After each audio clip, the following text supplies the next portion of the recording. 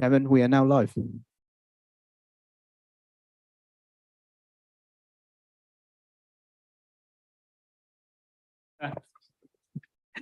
Jeremy Cottam of West Berkshire Council. The meeting is being live streamed via YouTube, so members of the public are able to follow proceedings. Council members are present in the council chambers for this meeting. Any members of council who are in attendance remotely will be entitled to speak and ask questions when invited to do so by myself. The officers in attendance are Chief Executive Nigel Lynn, Executive Director for Resources Joseph Holmes, the Executive Director for People Paul Coe, and the Executive Director for Place Claire Lawrence. Sarah Clark, the Monitoring Officer, will be the legal advisor for the meeting. I am assisted by David Cook, the clerk to the meeting, and by Ben Ryan, who will be acting as the Zoom host. Welcome, Honorary Aldermen in attendance. Before we start this evening's meeting, I would like to take the opportunity to remind members that we are subject to the Council's Code of Conduct, which requires us to uphold certain standards, including, importantly, respect. Members across the chamber may not always agree with one another, but I would like that in our disagreement, we endeavour to always be respectful of others' views.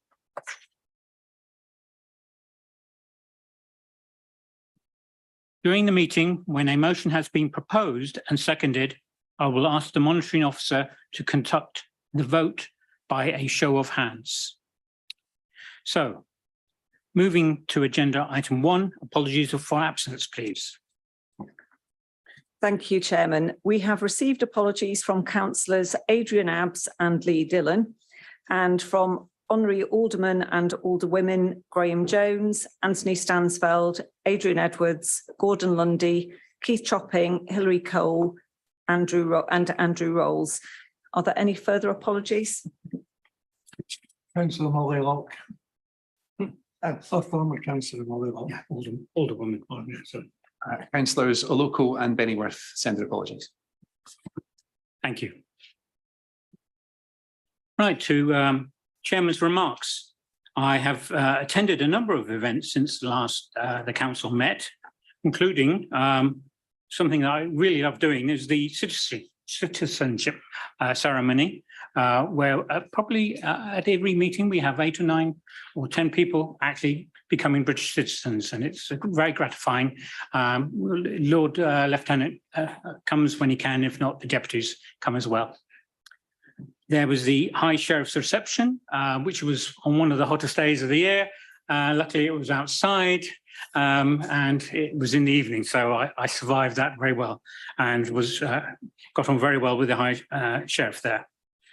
The Royal Berkshire Fire and Rescue Service Award ceremony, where one thing I want to point out, I think it was in South Reading, a crew went to a fire where people were trapped upstairs, and they actually went in with breathing gear and saved at least 4 lives. And I think we should really appreciate our emergency services, and they were accordingly awarded the medals at that award. We also had the Corn Exchange, the Newbury and Bloom presentation, which was so very colourful. The Lord Lieutenant's Awards ceremony, which was at Sandhurst, where it was mainly the theme was to support the cadets, not only of the Army, but of the Navy and the Air Force. And also there were some British Empire medals awarded by, again, the Lord Lieutenant. Then we went to the fun part, the official opening of the Goldwell Park pump cycle track, where I had to look it up first before I went, but it's apparently you don't cycle, you pump with the handlebars like this. I don't think I'll be taking that up anytime soon. And then we finished off in the brand new Victory Hall in Bucklebury, which was amazing. The West Berkshire Macmillan event, relaunching themselves as West Berkshire to identify more closely with the community that we serve. The Vice Chairman has also attended in my absence the United Nations flag raising ceremony. Yeah, it was at Newbury Town Hall, coffee morning, and then there was afternoon each there with a guest speaker, and it was very interesting. Thank you. Thank you. Right, moving to agenda item 3. Presentations, which comes to Billy, if you don't mind my saying. Again, please.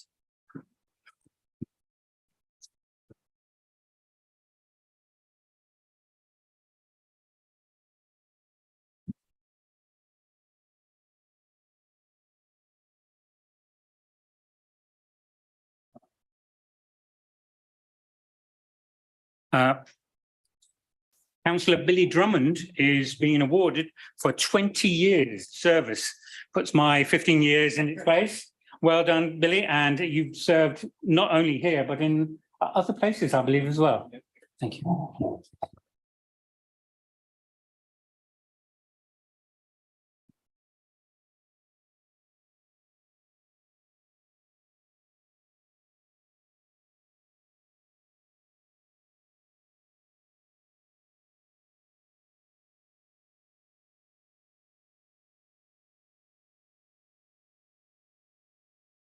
Can I say a few words? Yeah, there we go.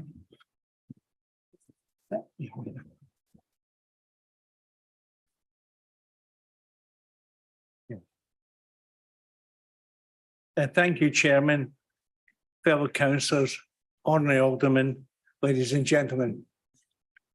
I stand before you tonight deeply humbled and incredibly honoured to receive this 20-year long-term service award as a councillor.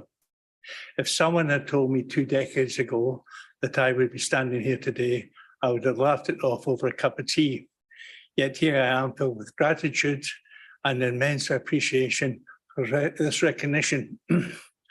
I want to express my heartfelt thanks to former councillor Julian Swift-Hook, who supported me when we were both elected in 2003.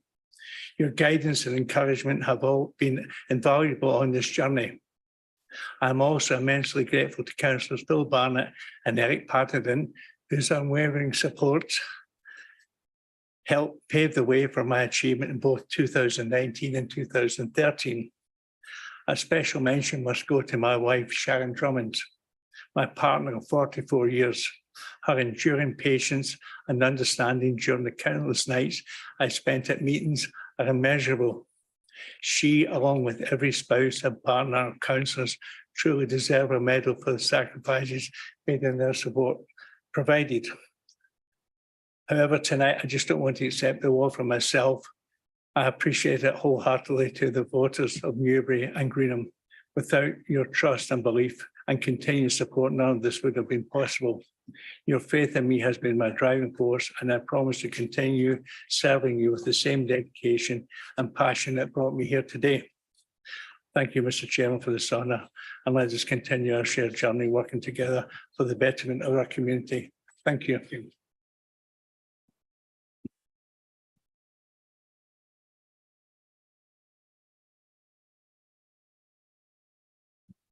Fine. So we move on to agenda item 4, the minutes, which we have 2 sets of. I will propose that the minutes of the extraordinary council meeting held on the 20th of July 2023 be signed as a correct record. Can I ask for a seconder, please? Thank you. Are there any amendments from the floor? Sorry, councillor. Thank you very much, Chairman. I think it was page 23 where we were discussing the hedgehog petition. It talks about how the country is depleted in terms of nature. It needs to say... That may be the second set of minutes. Oh, I beg your pardon, Chairman. Sorry. No trouble. So are there any other questions or amendments? So these are page 15 to 15 onwards. These are at page 15 onwards. No, 13. So it's 13, 15. Thank you. No, so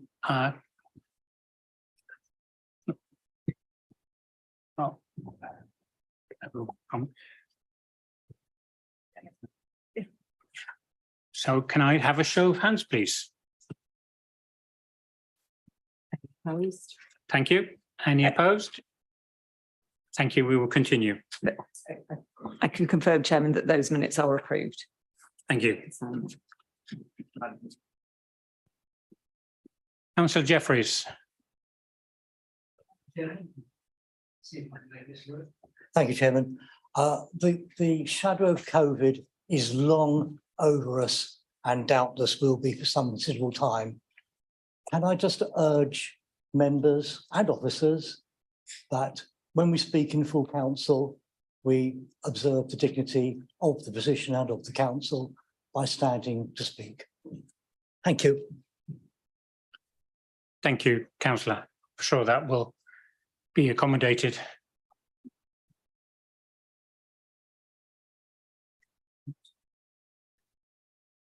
Fine, thank you.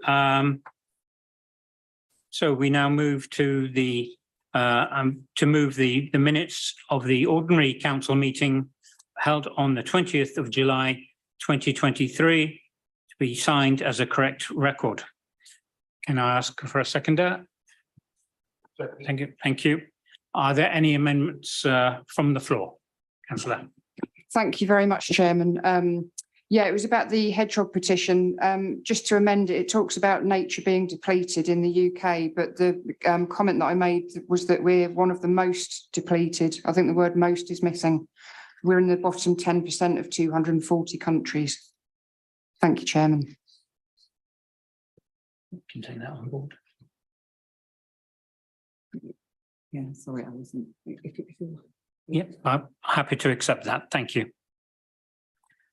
So I will be asking the monitoring officer. Oh, sorry, there was another. Chairman, amendment. I've got the greatest respect for Councillor Culver, I really have. But there are conventions in the chamber. There have been conventions since this authority began in the late 90s. And we talk about respect and courtesy. And I do so hope that all members will observe those conventions. One of them, of course, which is to stand to speak, so that other members can see them.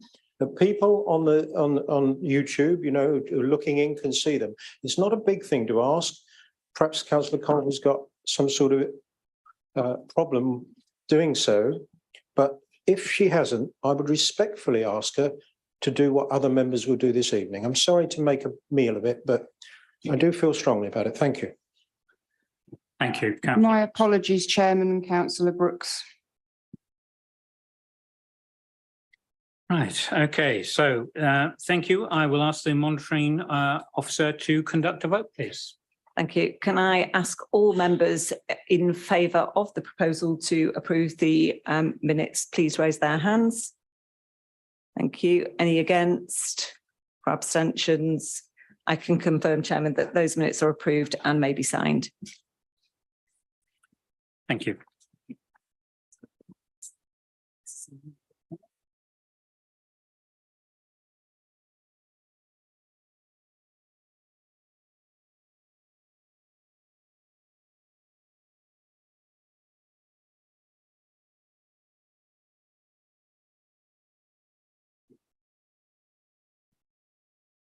So moving on to agenda item 5, declarations of interest. I will ask the monitoring officer if there have been any declarations of interest submitted prior to the meeting. Thank you, Chairman. We've received no declarations prior to the meeting, and I'd ask members if there are any declarations that members wish to make from the floor. Thank you. So we move on to agenda item 6, petitions. May I ask members if there are any petitions they wish to present to the council? Take that. There's none. Thank you.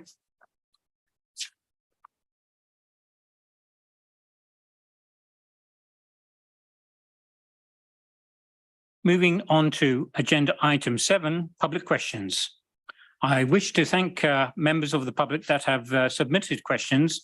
The maximum amount of time allocated for public questions is 30 minutes. If we run out of time, any questions that are yet to be asked will receive written responses from following the meeting. The questions will appear on the screen and will be given and answered by the relevant portfolio holder. Questioners will be given the opportunity to ask a supplementary question. This should be to clarify the response provided and must not introduce any new business, please.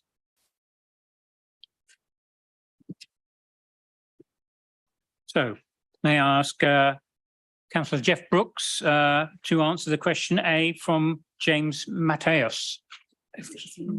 We're going to check that Mr. Matos is here. Yes. Would you like to come forward and push the button to speak? What is the council doing about crime, specifically antisocial behaviour in the town centre? Thank you very much, Mr. Matos, and I'm actually very grateful that you take such an interest. We see you at a lot of meetings and it's lovely to see.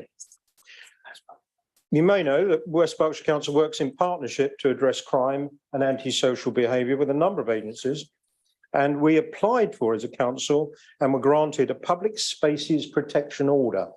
I'm going to call that a PSPO, and unfortunately I'm going to have another few abbreviations in my answer, so I hope they're clear.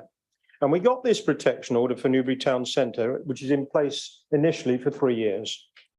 There are 2 requirements to this PSPO around antisocial street drinking and antisocial behaviour more generally. There are specifics about both of these requirements, but further details are on the internet. I won't go through them all here. Police have issued 86 directions to leave as a result of enforcing that public spaces protection order, with 5 breaches reported and processed by this council. A representative from the council's Building Communities Together team attends both the fortnightly police tactical and coordinating group, the TTCG.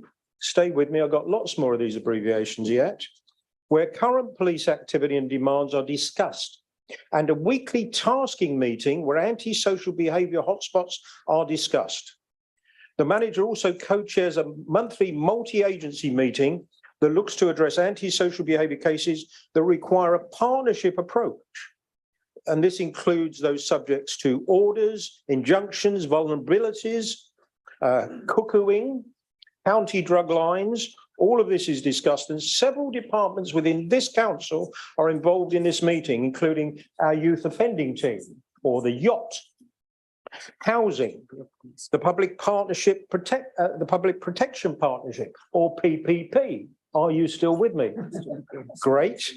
Children's services alongside partners, Thames Valley Police, housing associations, Berkshire Youth, Two Saints. All of these agencies come together, and there are issues within the town centre. These are the arenas and meetings and agencies that will discuss them and look for solutions. As with all crime and antisocial behaviour, we rely on members of the public reporting issues to the police as when it is happening. And you know, Mr. Matos, this can be done by a one-on-one, the line 101, or online. So a lot of effort goes into this from a lot of agencies. I hope that's given you a flavour. Do you have a supplementary, sir? No, you've answered my question. Thank you. Thank you. So we have John Goatley. Please come forward. And your question is already on the screen, so you don't need to repeat it. And I'll ask Councillor Martin Colston to answer. Thank you, Chair. Good evening, Mr. Goatley. Thank you for your question.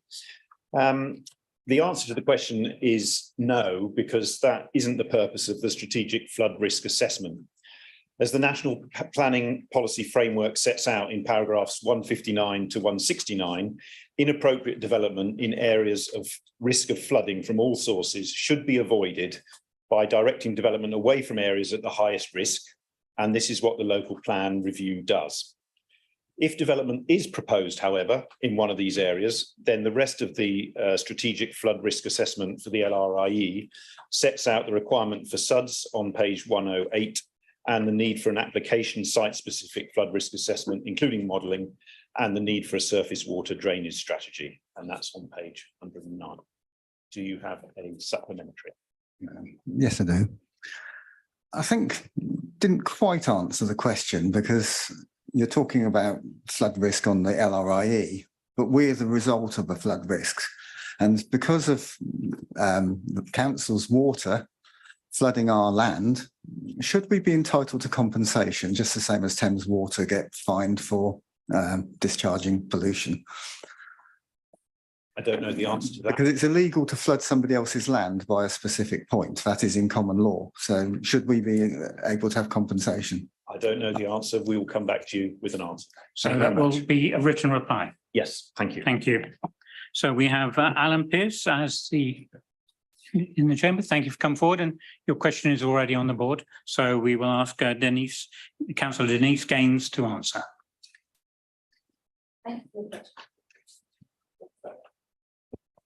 Beg your pardon. Thank you for your question, Ms. Pearce. Yes, we are indeed having a site visit on October the 12th at 2 p.m. We're going to be meeting at Tesco's Culvert, and we're going to be looking at the Northbrook ditch. And yes, you would be invited if you wish to come. Is that your supplementary? No, it wasn't actually. Thank you for your answer. Have you got a supplementary? I have, please, if I may.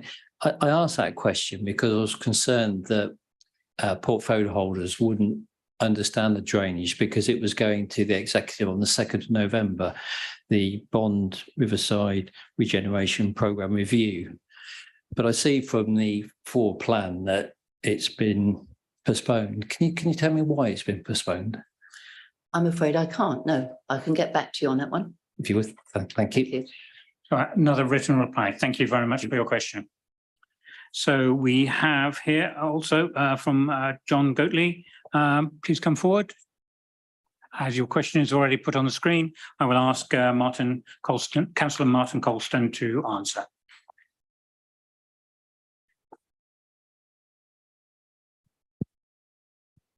Hello again. Thank you for this question.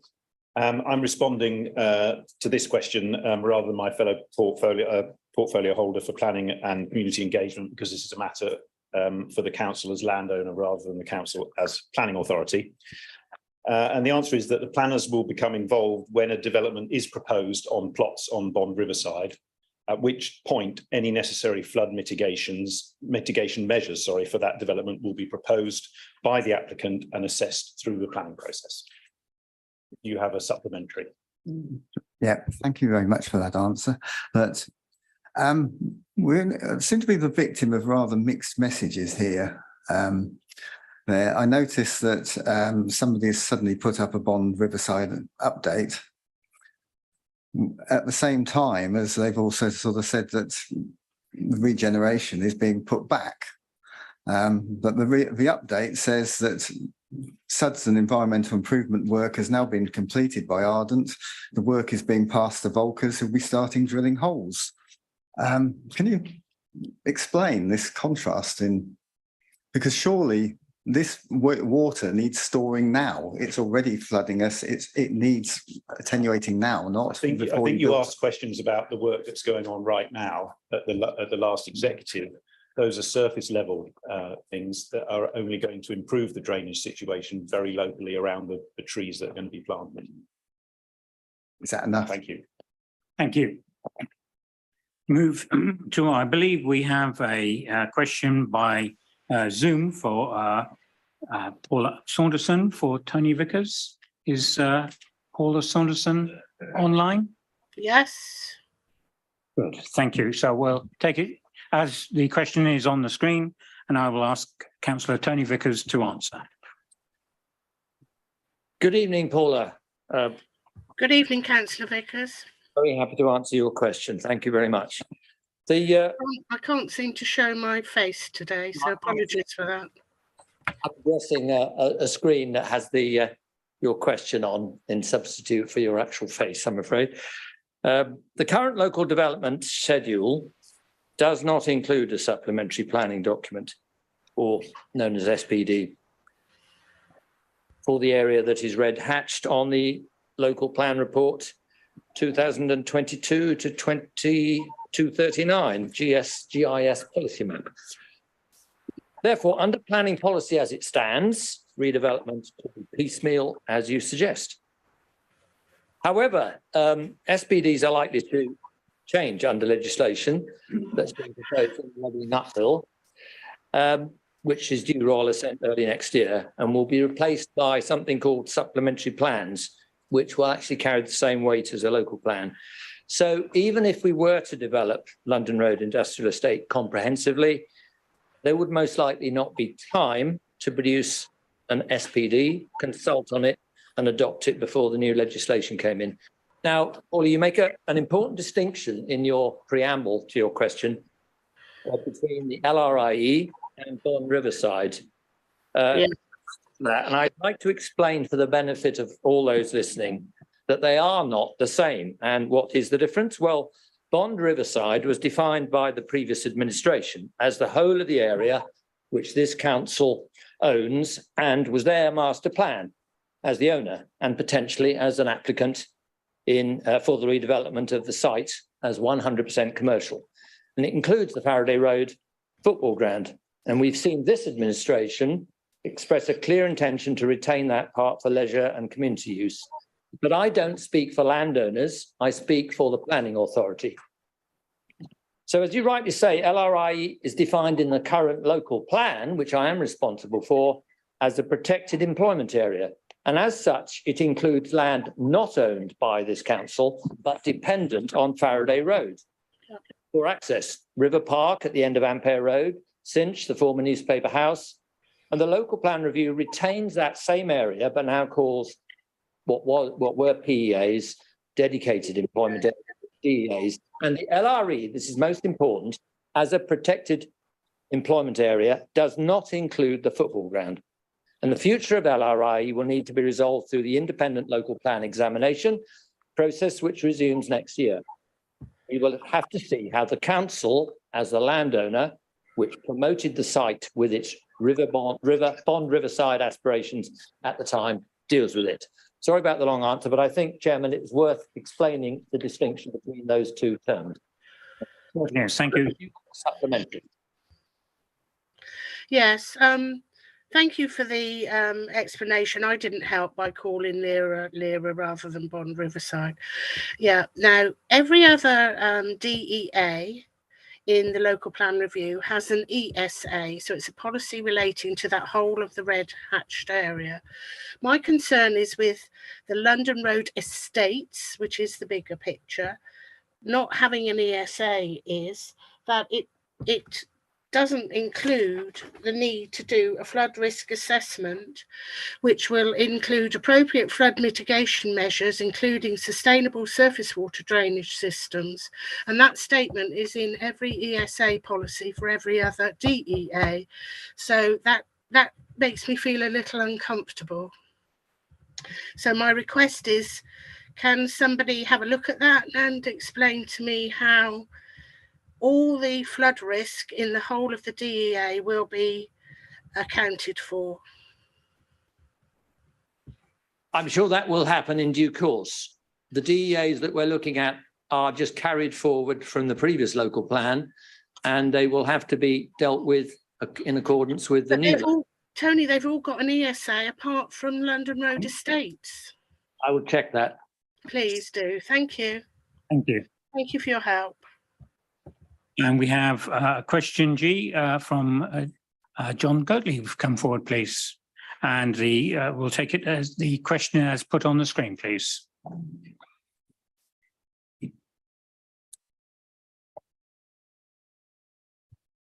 Thank you for your question, Mr. Goatley. So the minimum is 1.5. The football ground minimum is 1.5. And the maximum is 2. Thames Water pumping station is 1.3. I can put these in writing for you. Yeah. Have you got a supplementary? Probably a bit of a boring one, actually. As I say, we keep talking about the Avison Young, who are the experts, allegedly, on environment, needing to store on that site at least 9,000 cubic meters in a pond. You can't do it if you haven't got the depth. So how are we going to overcome that problem? It's in the Avison Young environmental report. There is a sustainable urban drainage scheme as part of the report, as part of the placemaking strategy, which will be published shortly. That should.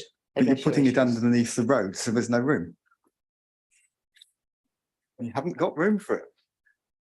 engineers need to know? I think that's a rather technical question, and I don't expect Councillor Gaines can actually reply that. I'm sure we can arrange for a written reply to your question. Thank you. And now we have via Zoom again, Paula Saunderson for a question for Councillor Martin Colston, as put on the screen. Are you there, Mrs. Saunderson? Paula is in the room. She is. Okay. Sorry, yeah, I'm here. Thank you for your question. I'm responding like my last question to Mr. Goatley as council, as landowner. Yeah, I agree. We've said earlier, the local development schedule currently does not propose a supplementary planning document. However, the council's executive did commit to bring forward an SPD as part of the refreshed Bond Riverside delivery strategy and approved that in June last year. We are currently reviewing the delivery strategy to align with our new administration's commitment to reintroduce football at Faraday Road. And when that new delivery strategy comes forward to executive in due course, then more information will be available, which will hopefully answer your question, but we can't answer it in more detail right now. Do you have a supplementary? Yeah, I'll go back to the previous question. Will you please consider having an ESA for the DEA, which would include a flood risk assessment, which will include appropriate flood mitigation measures, including sustainable surface water drainage systems for all of the whole of the red hatched area in the DEA? Because I think that way you might get round all the other stuff. So an ESA needs to be environmental. I'm sorry. No, it's not. I'm not asking about environmental impact assessments. It's a policy ESA that sits under SP20. We'll come back to that as part of the. Yeah.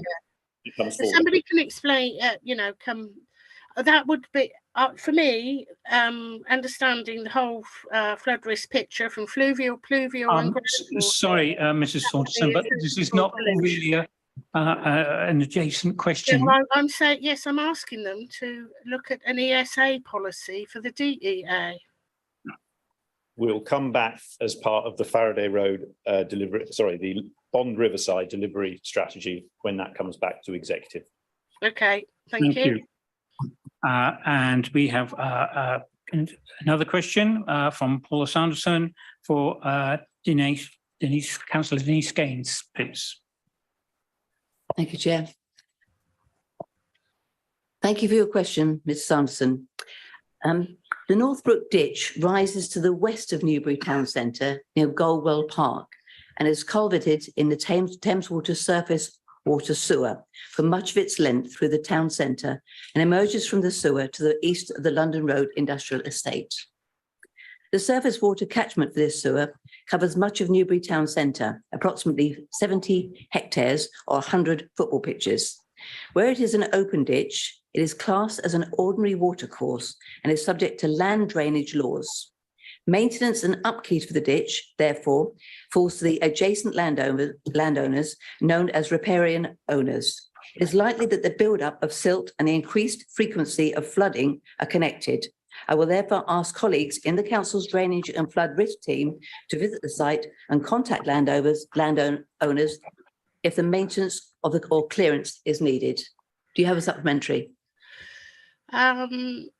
Yes. I'd like you to contact all of the 9 owners that have this problem, because from their perspective, this is arriving on their land and they've got no control. Sorry, Mrs. Saunderson, again. So please, will you contact all of the owners affected? Once we've actually done that assessment, if it's required, then we will do that. No, you'll need to go to the end of their gardens to do your assessment. They're all different. All the gardens are different. Sorry, I think the question has been answered. You do have another question. Question J. Again, for Councillor Denise Gaines. So as put on the screen, please, Councillor Gaines, please. Thank you for your second question, Mrs. Sanderson. The Newbury Northbrook, any pollution in water courses is obviously of a concern. However, this falls within the remit of the Environment Agency and not West Berkshire Council. I believe the Environment Agency are aware of this issue.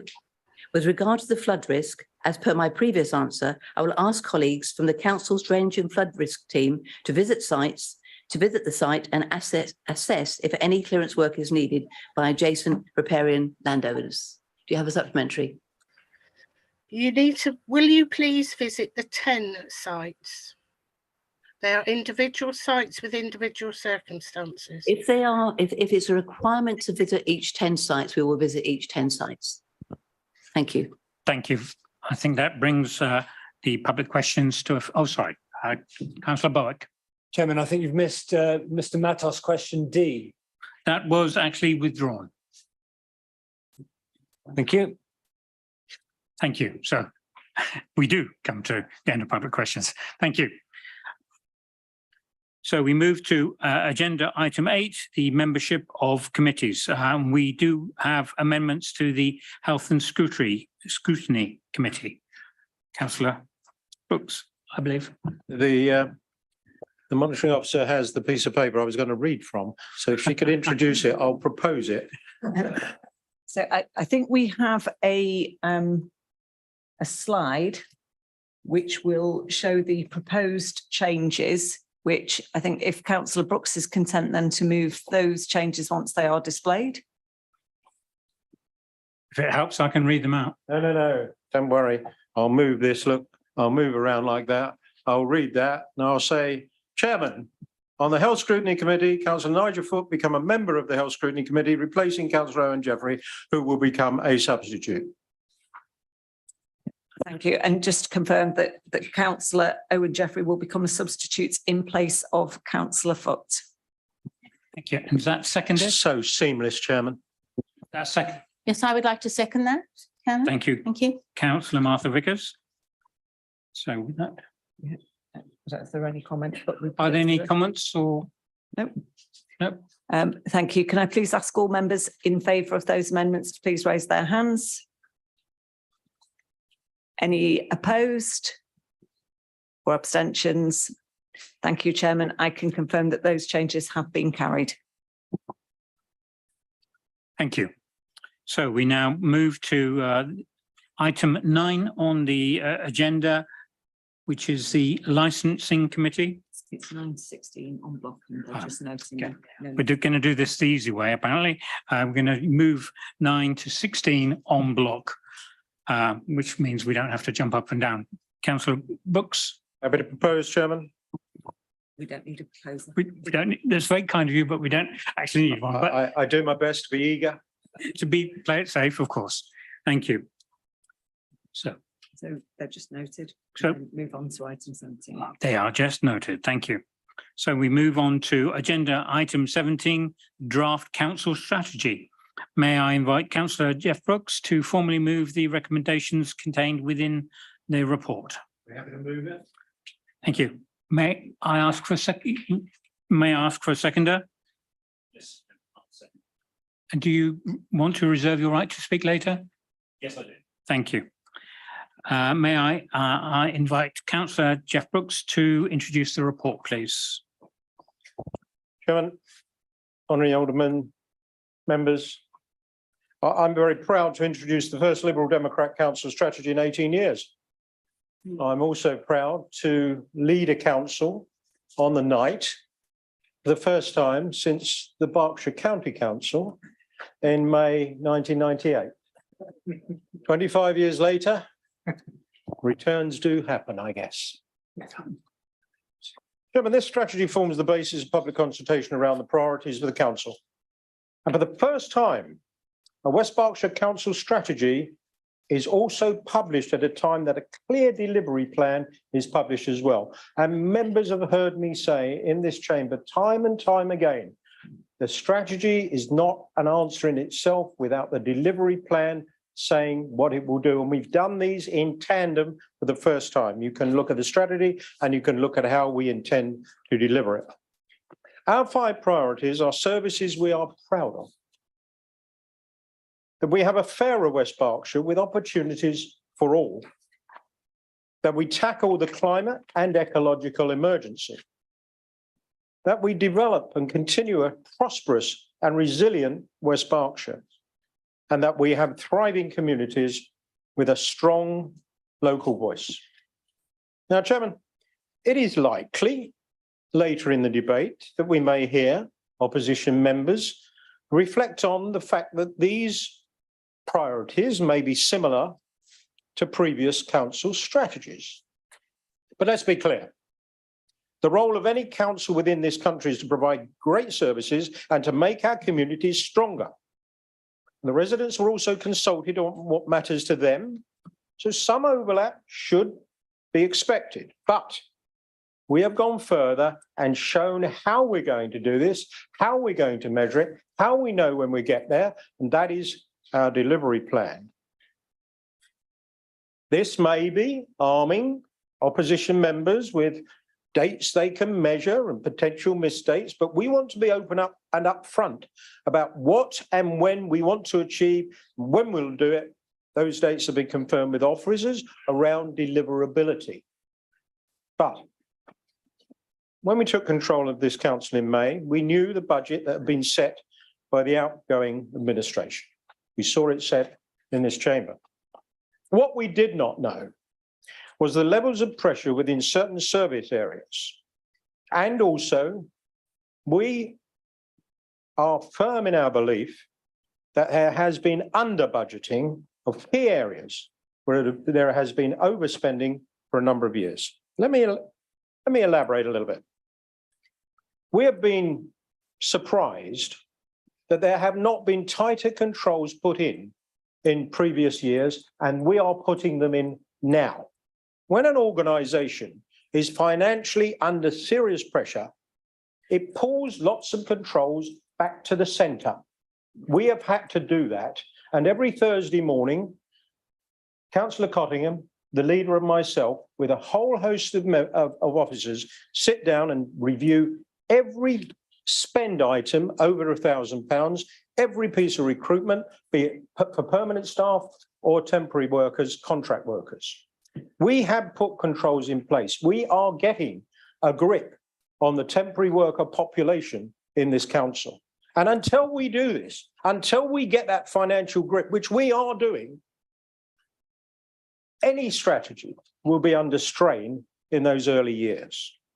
And we have to cut our cloth accordingly. But we will still deliver this plan within this council period.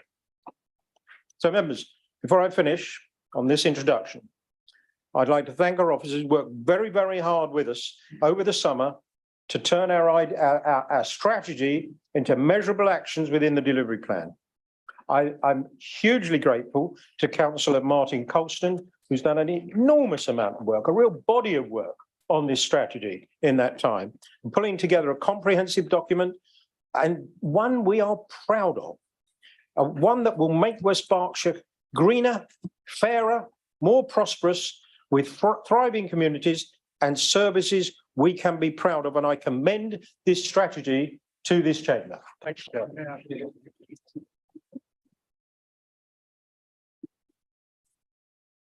So may I ask if the second Councillor Colston wishes to speak now? Or if not... I'll save it till the end. Thank you. Okay. I therefore open the floor to debate. Are there any questions? Councillor Martha Vickers. Thank you, Chair. I'd just like to draw attention to an initiative of the portfolio holder for the environment, Councillor Adrian Abb, in opening up at least part of the Environment Advisory Group to the public.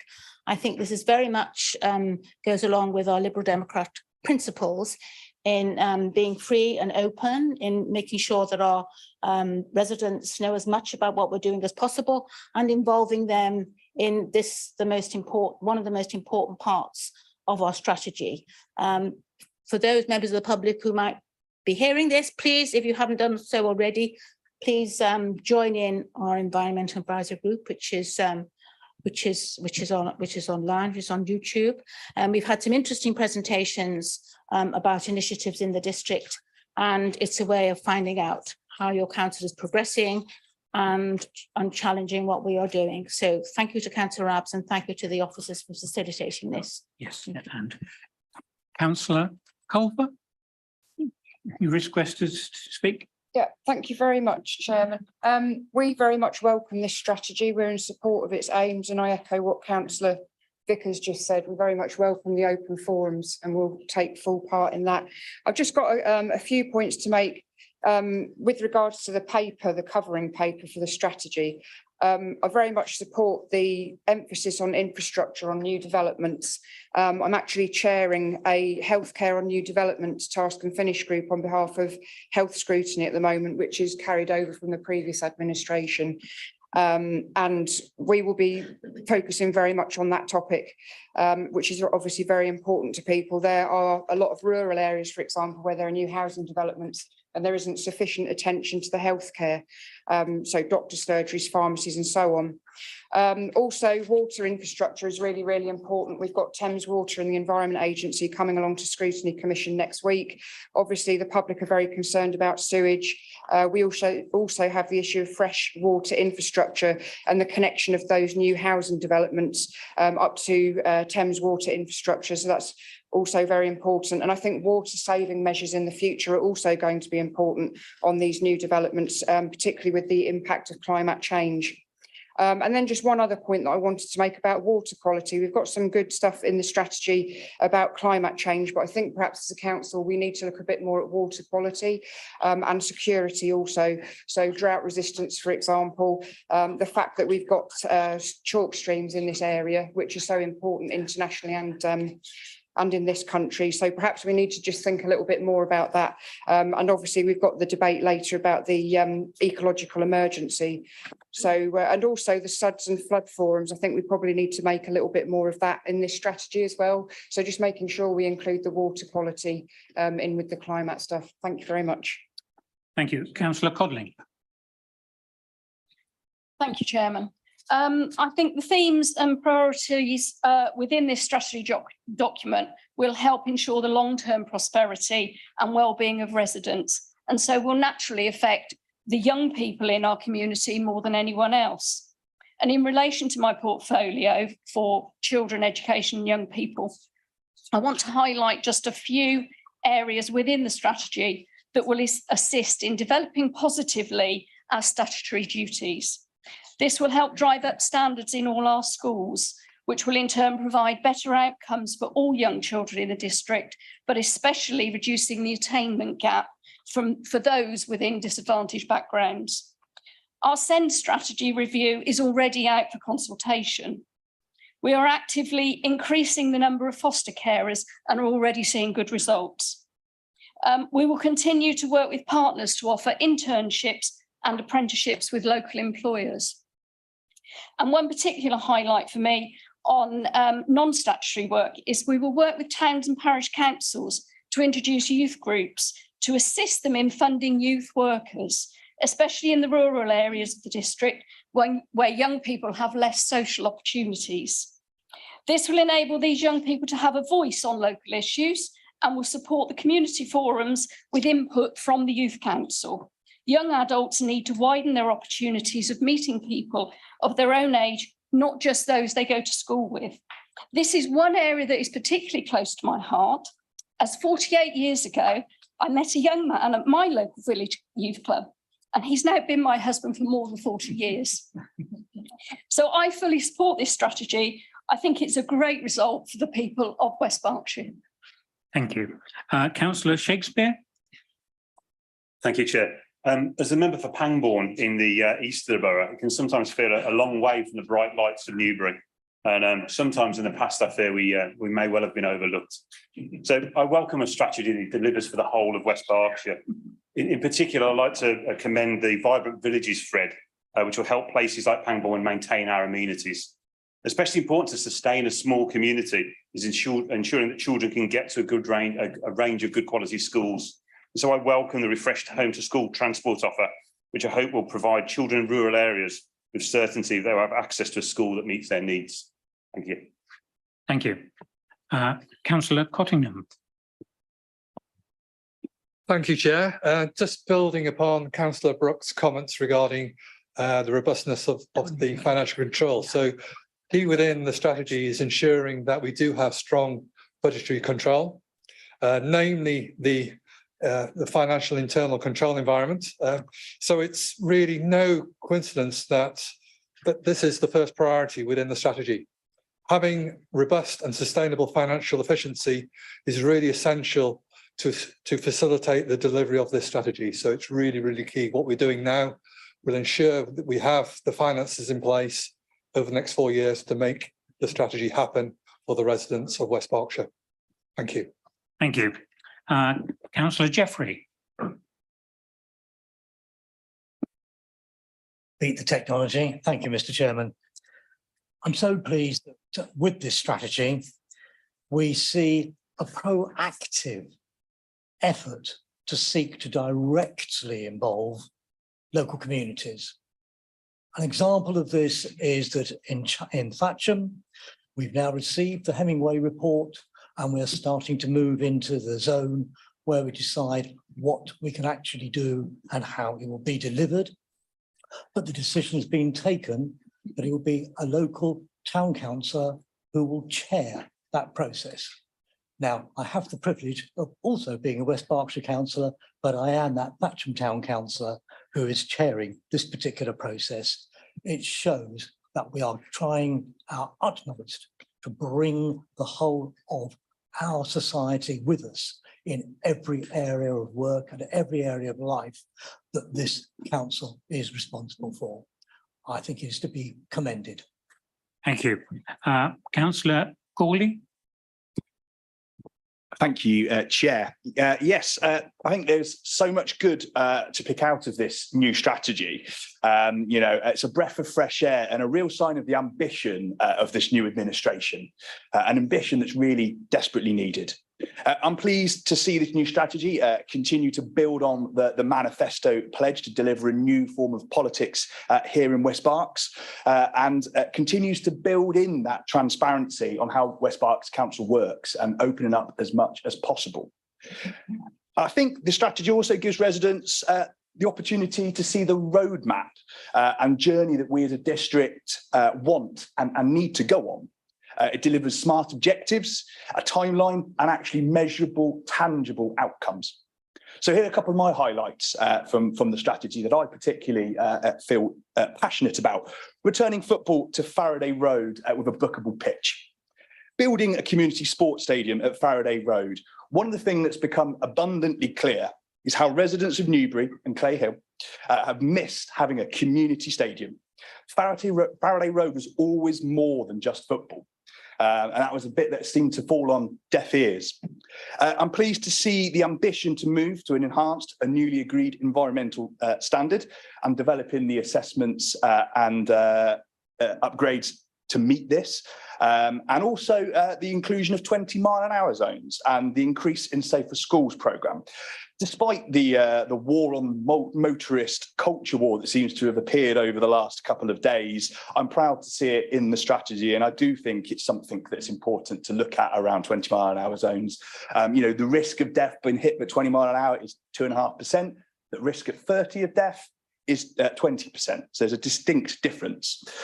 I'm also pleased to see the commitment to being more resilient and prepared for climate change, especially with a focus on flood prevention. A significant chunk of Clay Hill, as we know and know about, is in flood zones 2 and 3. You know, so this is a real key strategic imperative for me and ward residents. So I thank the executive for the work done, and I'm looking forward to supporting it over the next few years. Thank you. Councillor Lewis.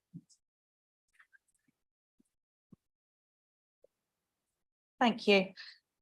So there's been a lot of work on the strategy, and a lot of the strategy will also take on board other aspects. So, for example, within the portfolio of culture, leisure, countryside, public health and sport, I would like to share a variety of wellbeing focuses, and that'll include something like mental health, which is all very important. So these aren't just activities per se for us to do. There is also another objective around them. So I'm looking forward to working on an active travel plan. Oh, wouldn't it be lovely to be able to cycle from east to west with an infrastructure that the cars can't impact on the cyclist or the walker for that matter? That's an aspiration. But yes, with the cycle paths opening up and new walk paths, specifically around Newbury, let's get some more of our people out and about walking. We should be promoting fitness, health and ageing stronger. That's going to support our net zero targets and also help to relieve pressure on our NHS. Culture is going to receive an awful lot of TLC.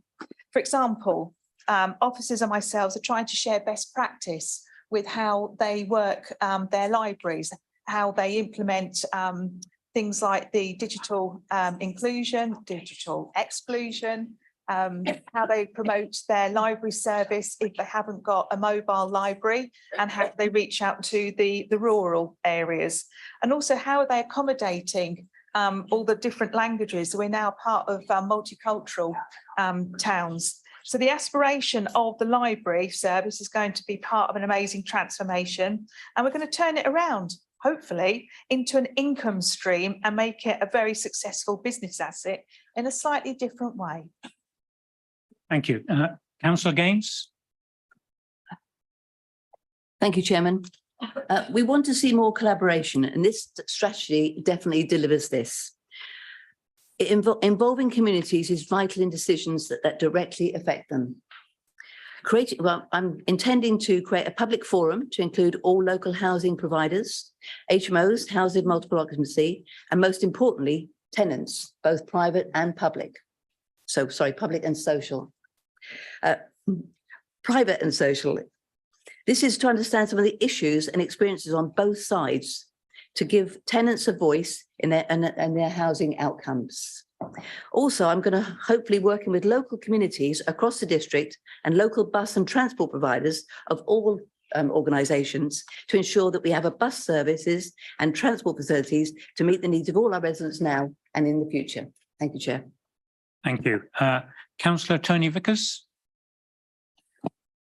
Thank you, Chairman. Well, what I've been listening to from other councillors, I'd like to just pull together under the heading of community forums. We've heard from Councillor Gurley about the Faraday Road Football Club, which was the subject of the first one of these. We're going to have 4 a year. It's item 208 in our delivery plan.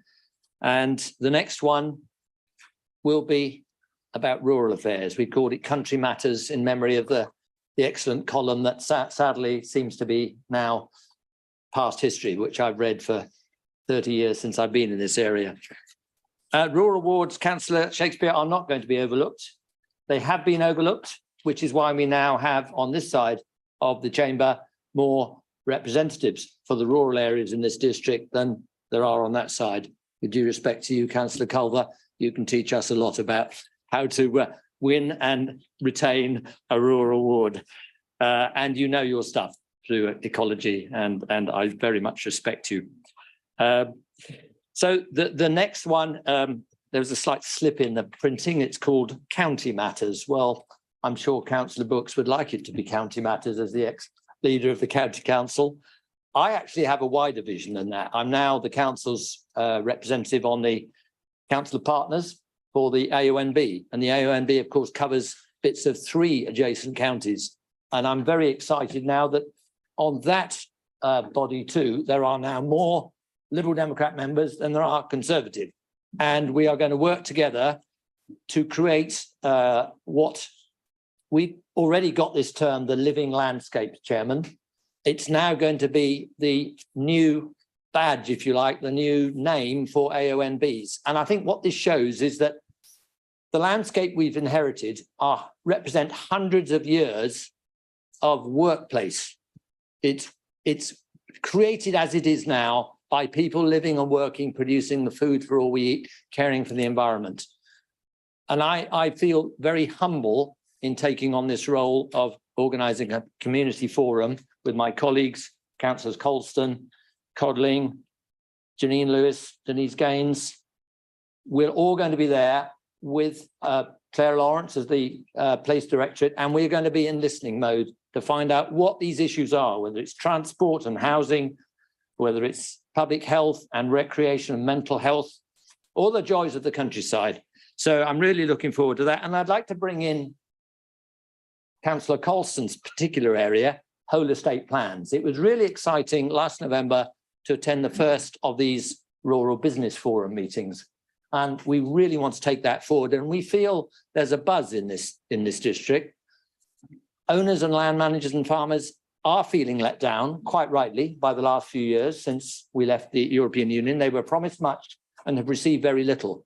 But we want to get the best out of them, and we will work with them. Our vision, the whole way in which we operate in this party, is we work with people. We don't do things to them. We work with them to do what we can to make all of our lives better. And that's what comes out of this strategy document to me, Chairman. Thank you. Thank you very much. Councillor Bowick.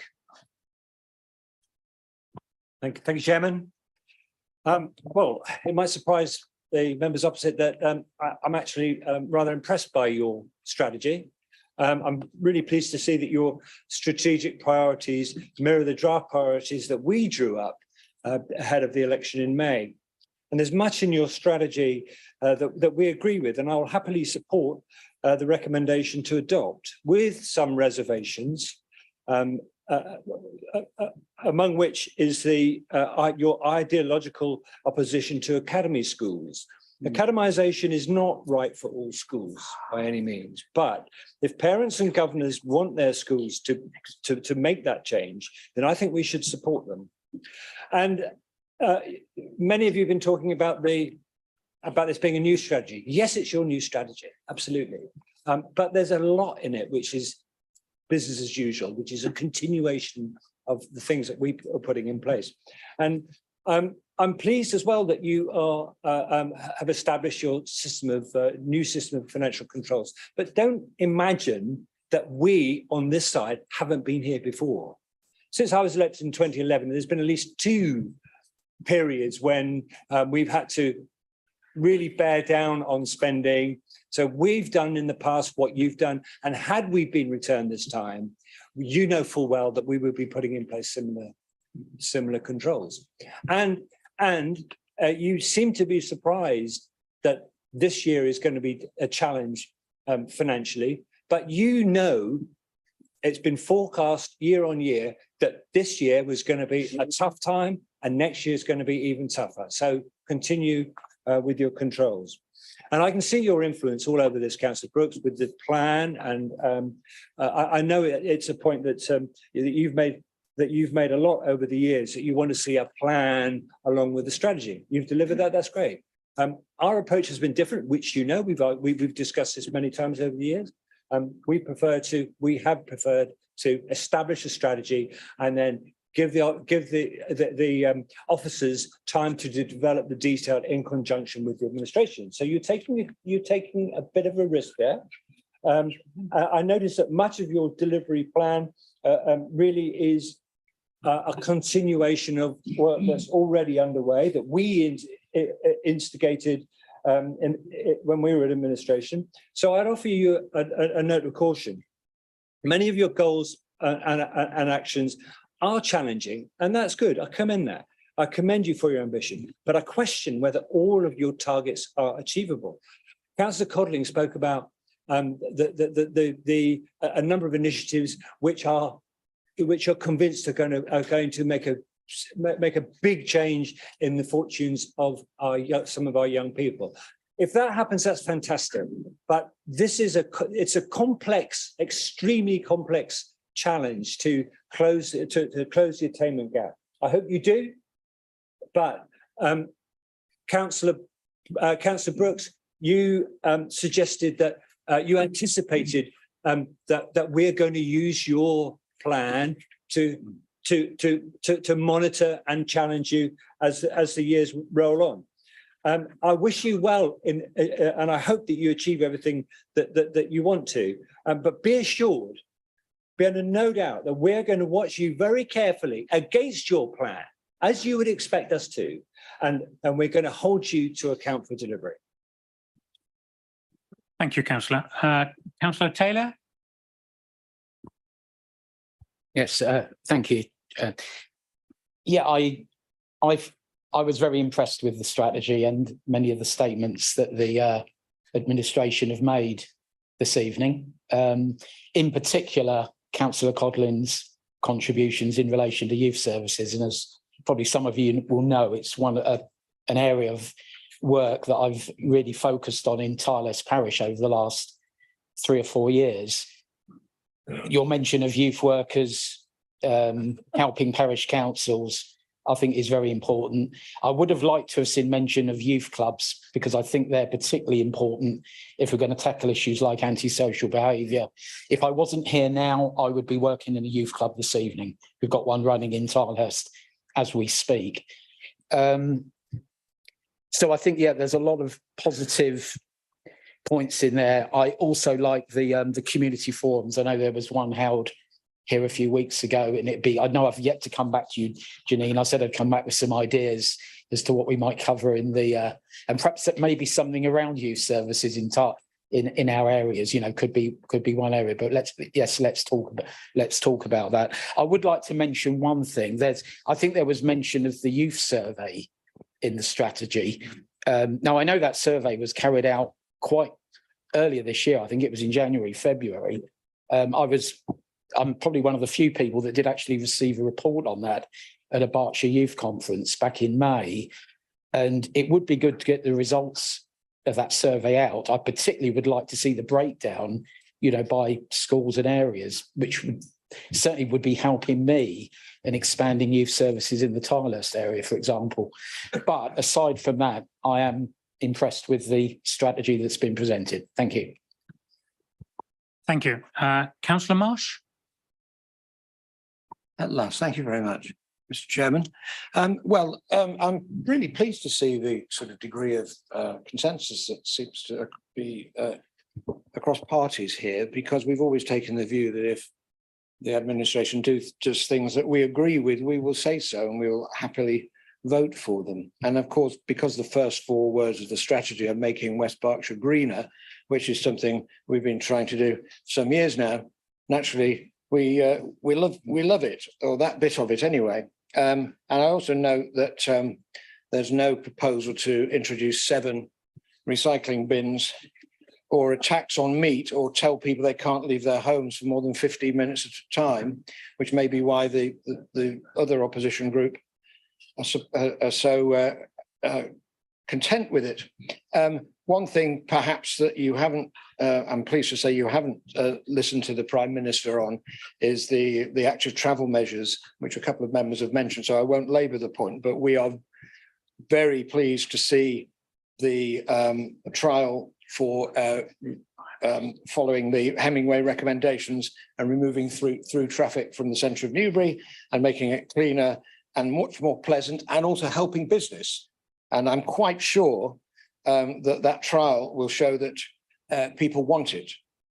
And the same applies to 20-mile-an-hour speed limits. We all know as members, what's the biggest thing that ever gets raised with as well? It's probably not even potholes, with all due respect to Councillor Brooks. It's speeding and speed limits. And I can assure you that this is something else that people want to see right across the district.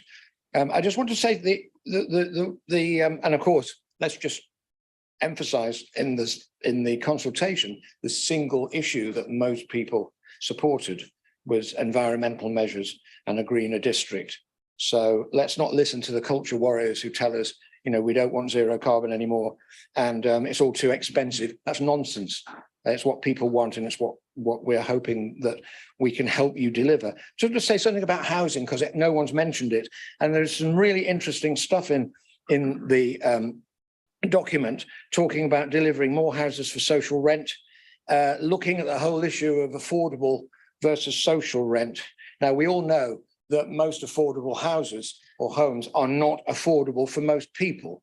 So, and there's been a really, I think, pretty poor effort in supplying social rent homes for people in West Berkshire and indeed in the rest of the country. So point 285, which I think is really interesting, says we will review the share of dwellings that are affordable rent versus social rent and, quote, consider changing the policy. Now, we'd strongly support that, and we would urge you to change the policy, because we think priority needs to be given to social rent, and that's very, very welcome. And the other thing, and Councillor Gates knows I've raised it at every executive since the election, it talks about bringing more empty homes back into use. And if you want a list of empty homes in my ward, and I dare say there are empty homes in other wards, including properties that have been left empty for years and have got rats running around in the garden, I can take you to them. I'd be very happy to do so. And also please use the partnership with Sovereign and any other partners to address that issue, because they are not, it is not unknown for properties from other agencies to be left empty for long periods, or even to be sold off instead of being made available for social rent to people who really need them.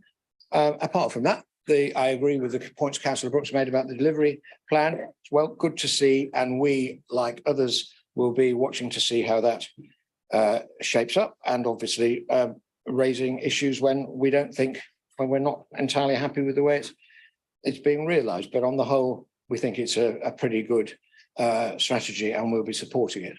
Thank you, Chair. Thank you. Councillor Macro. Thank you, Mr. Chairman. Councillor Brooks mentioned in his speech the issue of what you call temporary staff or agency staff. In adult social care, we do have a lot of agency staff at the moment. Not only are they far more expensive than direct employees, but they don't provide the continuity of care that we really need in a service like adult social care.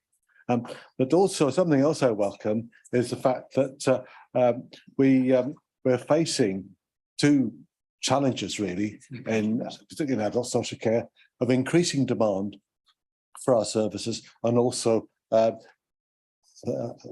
quite severe financial constraints. So I do welcome the objective to review the way we provide adult social care to ensure we provide the highest quality services.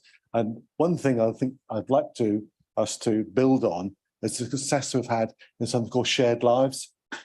Shared lives is a little like foster care, but not for children, but for adults with learning disabilities. And not only is it more cost effective for the council, but I think the clients get looked after far better than they would do in a care home environment. Thank you. Councillor McKinnon. Thank you very much, Chairman. Yeah, I raised a smile there with Councillor Brooks's opening. It's somewhat trying to anticipate what I was going to say when he said that there appeared to be some overlap between your priorities and ours. I mean, some overlap's a bit of an understatement. I mean, they're the same as ours. I see you found the thesaurus, but yeah, there's not really much to argue about on the priorities. There's a few things in this strategy, quite a few actually, that we would take issue with. You know our thoughts on reintroducing planning notification letters. I think that's a backward, costly step when you should be moving to digital solutions. We certainly don't think you should be building a community sports stadium at Faraday Road when you had a oven-ready solution at the sports hub ready to go. Here we go. There's only one single mention of the local plan in this entire strategy. That one stuck out like a sore thumb. And even then, there's not much detail on it at all. It just says you're going to amend it to make it clearer access to amenities or whatever. You know, where are we on that? That's a glaring omission. Cynics might say it's because you don't quite know what you're doing with it. Councillor Brooks said that you think there's been some under budgeting in some key areas. Well, you didn't tell us that at the time, did you, folks? You had ample opportunity to tell us that the budget was flawed, over budgeted here, under budgeted there. Remember, it's got a balance. But no, not one amendment back in March. It's all very nice being wise after the event. I am still waiting for my emergency budget, of course, Councillor Cottingham, which was promised back in March. When's that ever going to appear? My colleague, Councillor Bowick, made very good points about tighter financial controls. It's good that you're doing that. We would have done exactly the same in the financial environment that we find ourselves in now. Councillor Vickers, Martha Vickers, mentioned about the EAG Open Forum, the victory for transparency. Remember, EAG proper is still part 2. That's not Open Forum. The EAG Open Forum, which happens either before or after it, is open to the public. And remember that the person who decides what gets discussed in the part 2 and what gets discussed in the part 1 is the portfolio holder himself. So it's exactly the same as it was before, when the environment portfolio holder could choose to publicise any issues that he wanted. And he could keep quiet or confidential any other issues that he wanted to do. In practice, there's not much different. You are absolutely right to mention the delivery plan. I had a little smile to myself when you said that you'd been, I think banging on was your words, I wouldn't be as unkind. And you had to, really. And, you know, fair play. If you've been saying that for 4 years, then you have to do so. Like Councillor Bowick, I'm going to support this strategy, despite the reservations that I've mentioned, because it's broadly good. The priorities are exactly on the money. Yes, there's a few things in there that we wouldn't support, so it's with reservations we're going to support it. My granny always used to say when I told her a tall story or something, she said, "Son, I hae my doubts," which is Scotch for "I have my doubts." And given your, quite frankly, disastrous ability to deliver your own 100-day plan, I think more than half of it is still undelivered after 200 days. I hae my doubts about whether this delivery plan is going to be delivered. Like Councillor Bowick, I hope it is. And Councillor Brooks, you know, you told me for 4 years that you're watching me with that finger wagging. Well, we're watching you as well. I'll close with a couple of comments. We heard a couple of people, Councillor Gourley, Councillor Marsh, who, by the way, you're not on BBC Parliament, by the way. This is West Berkshire Council that we're talking about here. Talk about a culture war. I don't know what that is. Does anyone know what a culture war is? It sounds like when somebody proposes something you don't like, then they're bringing a culture war to you. Help me out, folks. But you're probably going to hear enough of me this evening, so I'll leave it there. Well done on a broadly very good strategy. There's some bits in it that we're against. You know that. We know that. I won't bang on about it anymore. So now go on and deliver it. Thank you. Thank you. I think we'll, other than the proposer and seconder, we'll finish with, oh, sorry. Yeah, we've got one more. We'll have Councillor Patterson and then yourself. Thanks so much, Chairman. You need to ask Richie Sunak what a culture war is, Councillor McKinnon. Well, you tell me. They're the people that are inventing it. I think the thing is that, you know, we've done a delivery plan. I remember talking about the strategies that had been proposed for the previous 4 years. No plan, no milestones, nothing. And now we've got one. And I think congratulations to Councillor Colston and to the executive. The good thing is, you know, you're in such an agreement over there. It's almost as if you agree with everything in our Lib Dem manifesto for May 23, because that's where a lot of this comes from. So thanks very much for the endorsement. And finally, just you mentioned about under budgeting and Councillor Brooks talking about under budgeting. You must, I can recall a lot of conversations when we were looking at the budget proposals for the previous administration, where we were questioning forecasts and the budgeting that arose out of those forecasts. And we saw it time and time again that they were not up to scratch. The forecasting was poor. We highlighted it every single time. Thanks very much. Thank you. Councillor Williston, I think we'll try and bring it to a close other than the proposer and seconder after this, please. Thank you, Chairman. As my other colleagues have mentioned, I think we congratulate you on largely following our views over the last 4 years.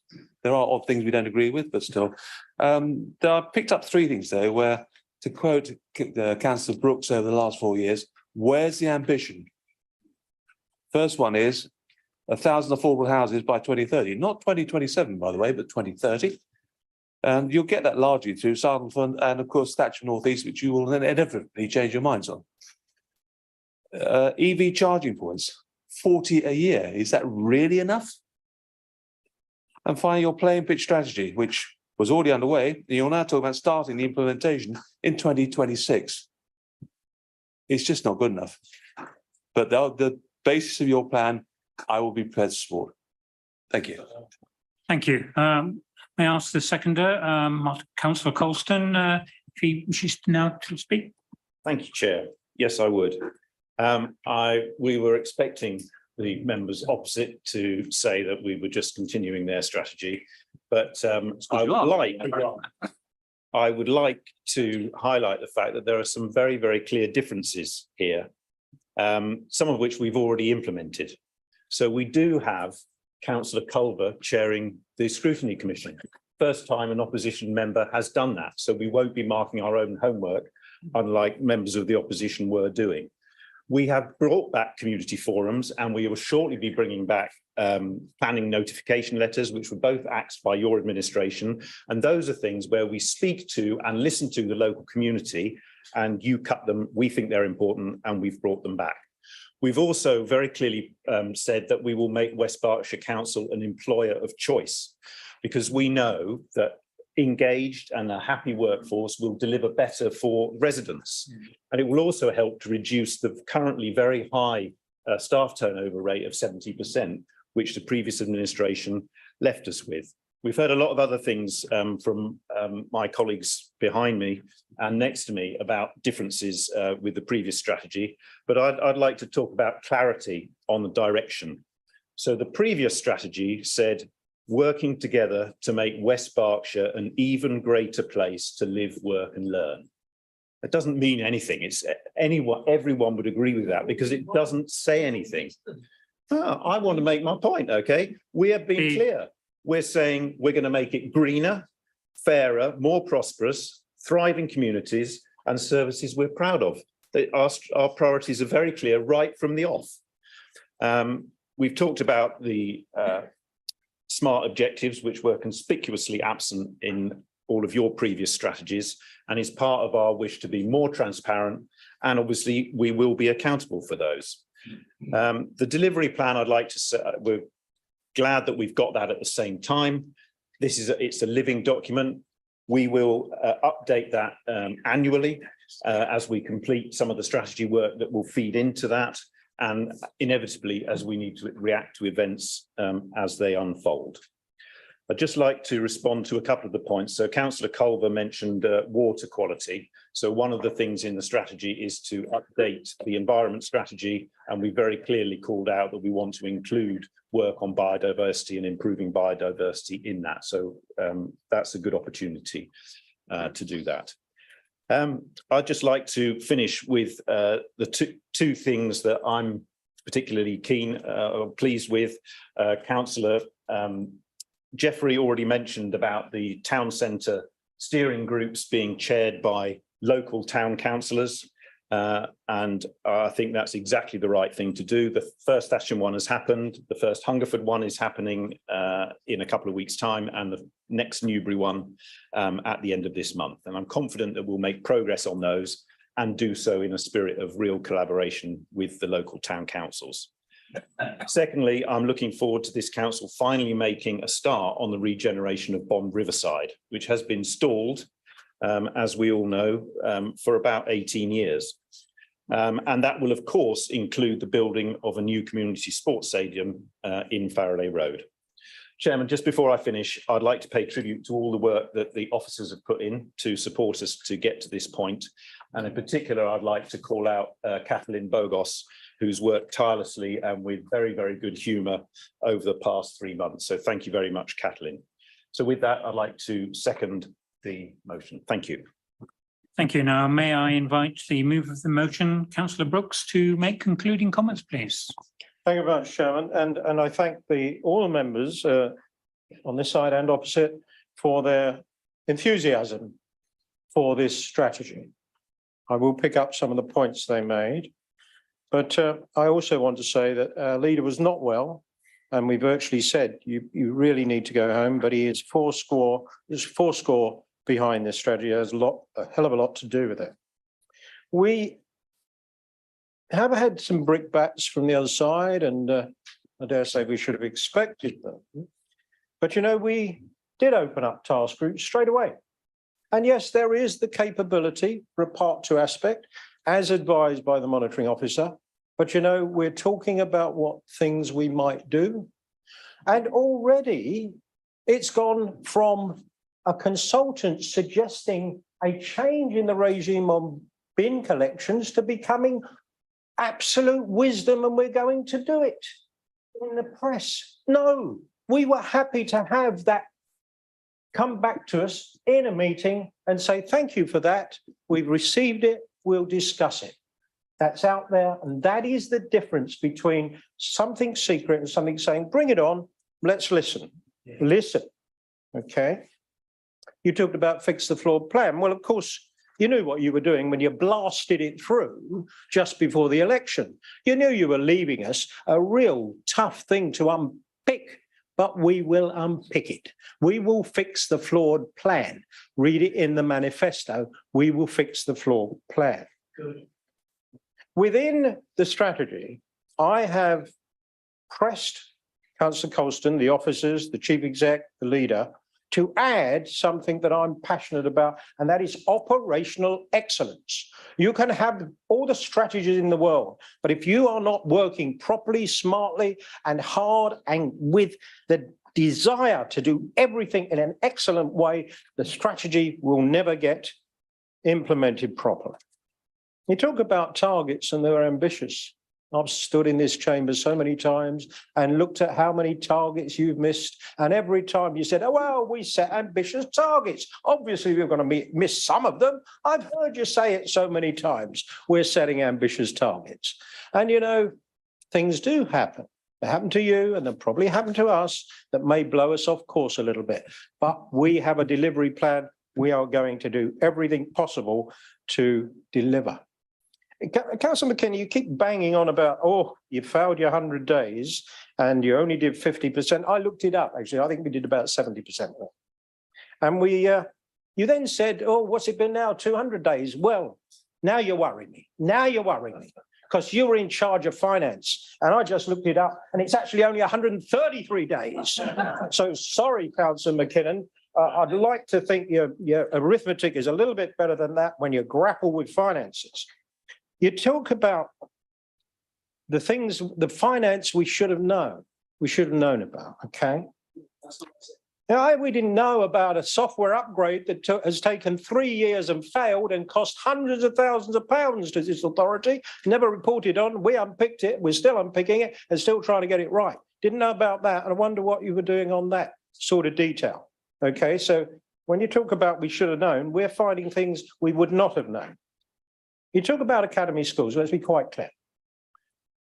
We want a strong local education authority in this district, and you get that by keeping it together, giving them great services, making sure they're great schools, and you do it by keeping them, if they wish to stay, within the LEA, because that keeps it strong. When they want to go, there's a councillor over there as a head teacher, and I was on his governing body when he went academy. And he heard me grumble about it, but actually I am now engaged with the Kennet School Academy Trust, with Gemma Piper, with Mike Cole, saying, how can we help you and how can you help us? If they go academy, we will keep in touch, we will work with them. But if we can keep them within a strong LEA, that is our preference. Nothing wrong with that whatsoever, members. Okay? This is a lovely place to live. This is a gorgeous place to live. We are privileged to live here. We are going to make it as good as we possibly can. We've set out a stall, we've set out a strategy. We're going to work our socks off to deliver that because we're eager to do it. We thank you for your support with all the little bits of caveats of it. We look forward to it. And yes, challenge away. We like challenge. We gave the Scrutiny Commission chairmanship to the opposition because we want challenge. We're not going to whip our members on the Scrutiny Commission and say, will you vote this down? Bring it on. Tell us where we're going wrong and we'll put it right. I commend this strategy for this district because it's a brilliant strategy with a brilliant delivery plan. Thank you, Chairman.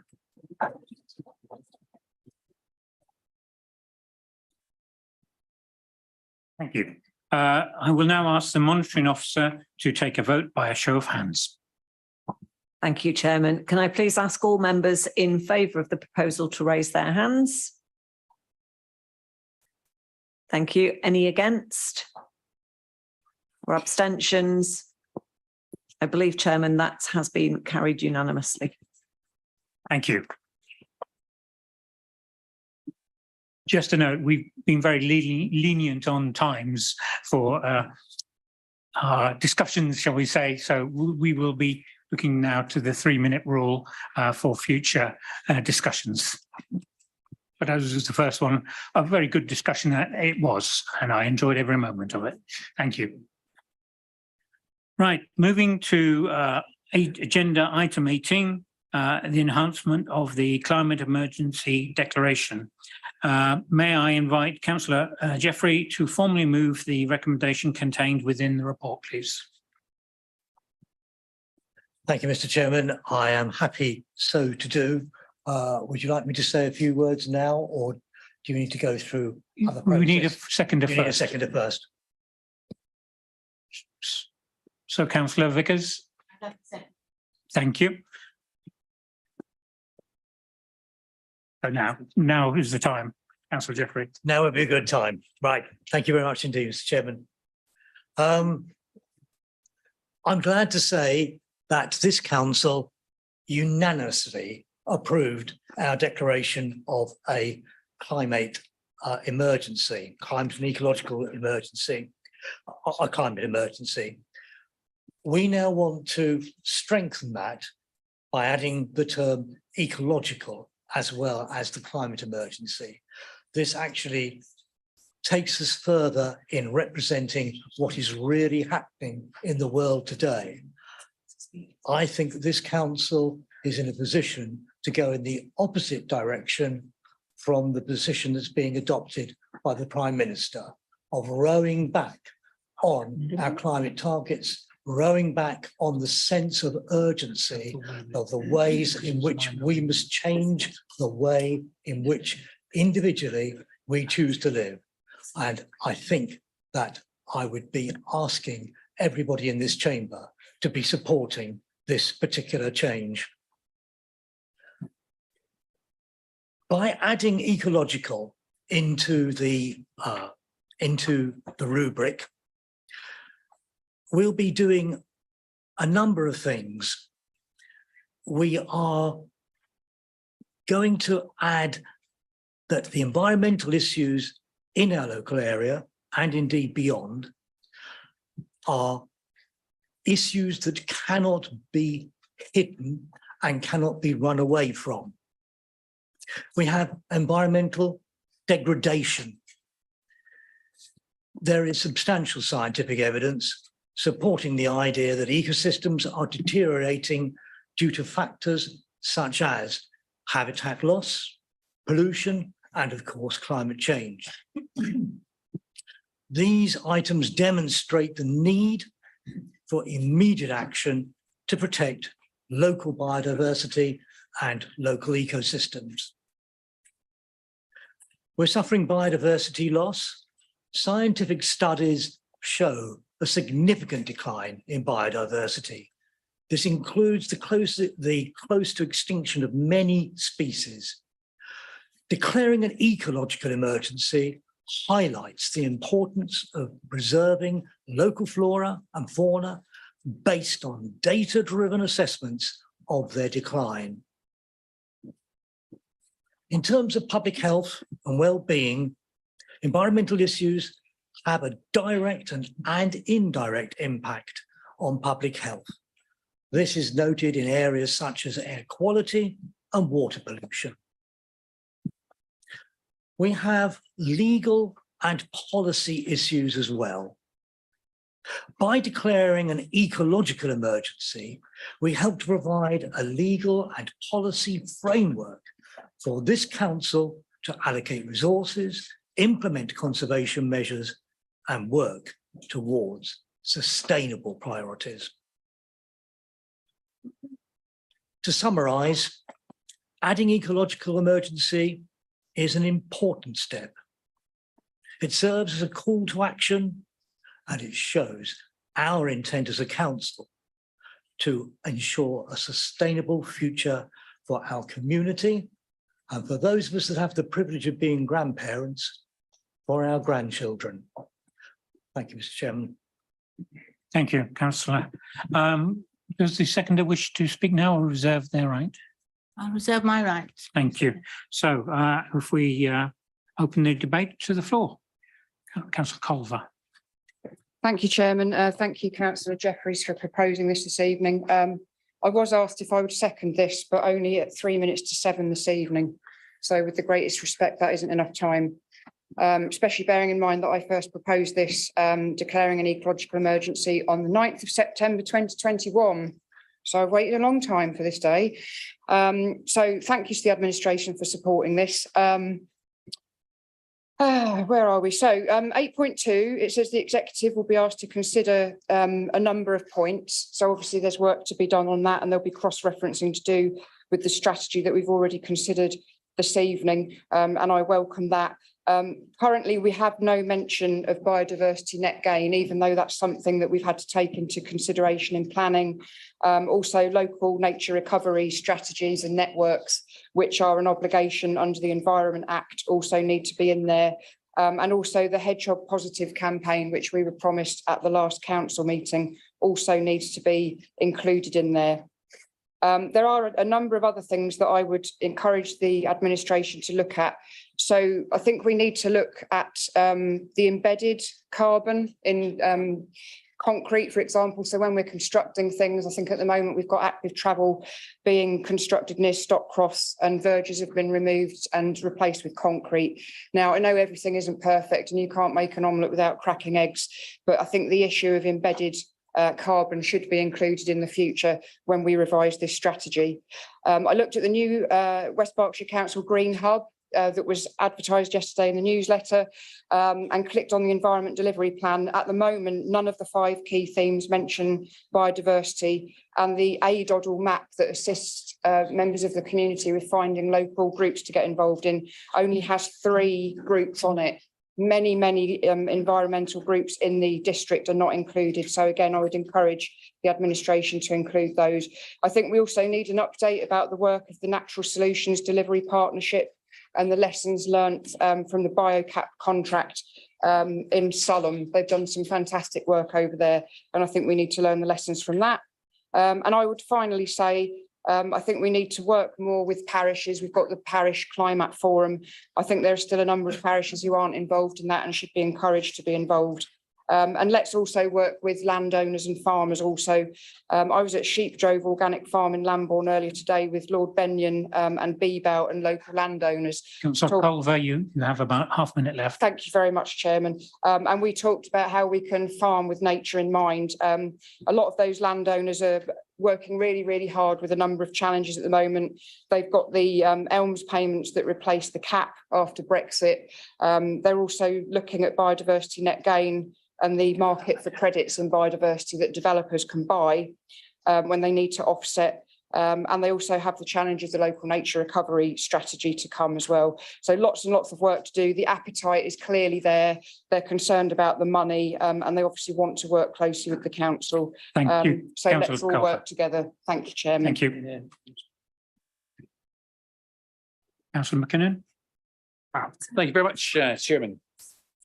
So this report is asking us to declare a climate and ecological emergency in West Berkshire. And I think if we're going to do that, we should see some evidence of an ecological emergency in West Berkshire. I'm not saying there isn't one. I'm saying I don't know if there is one.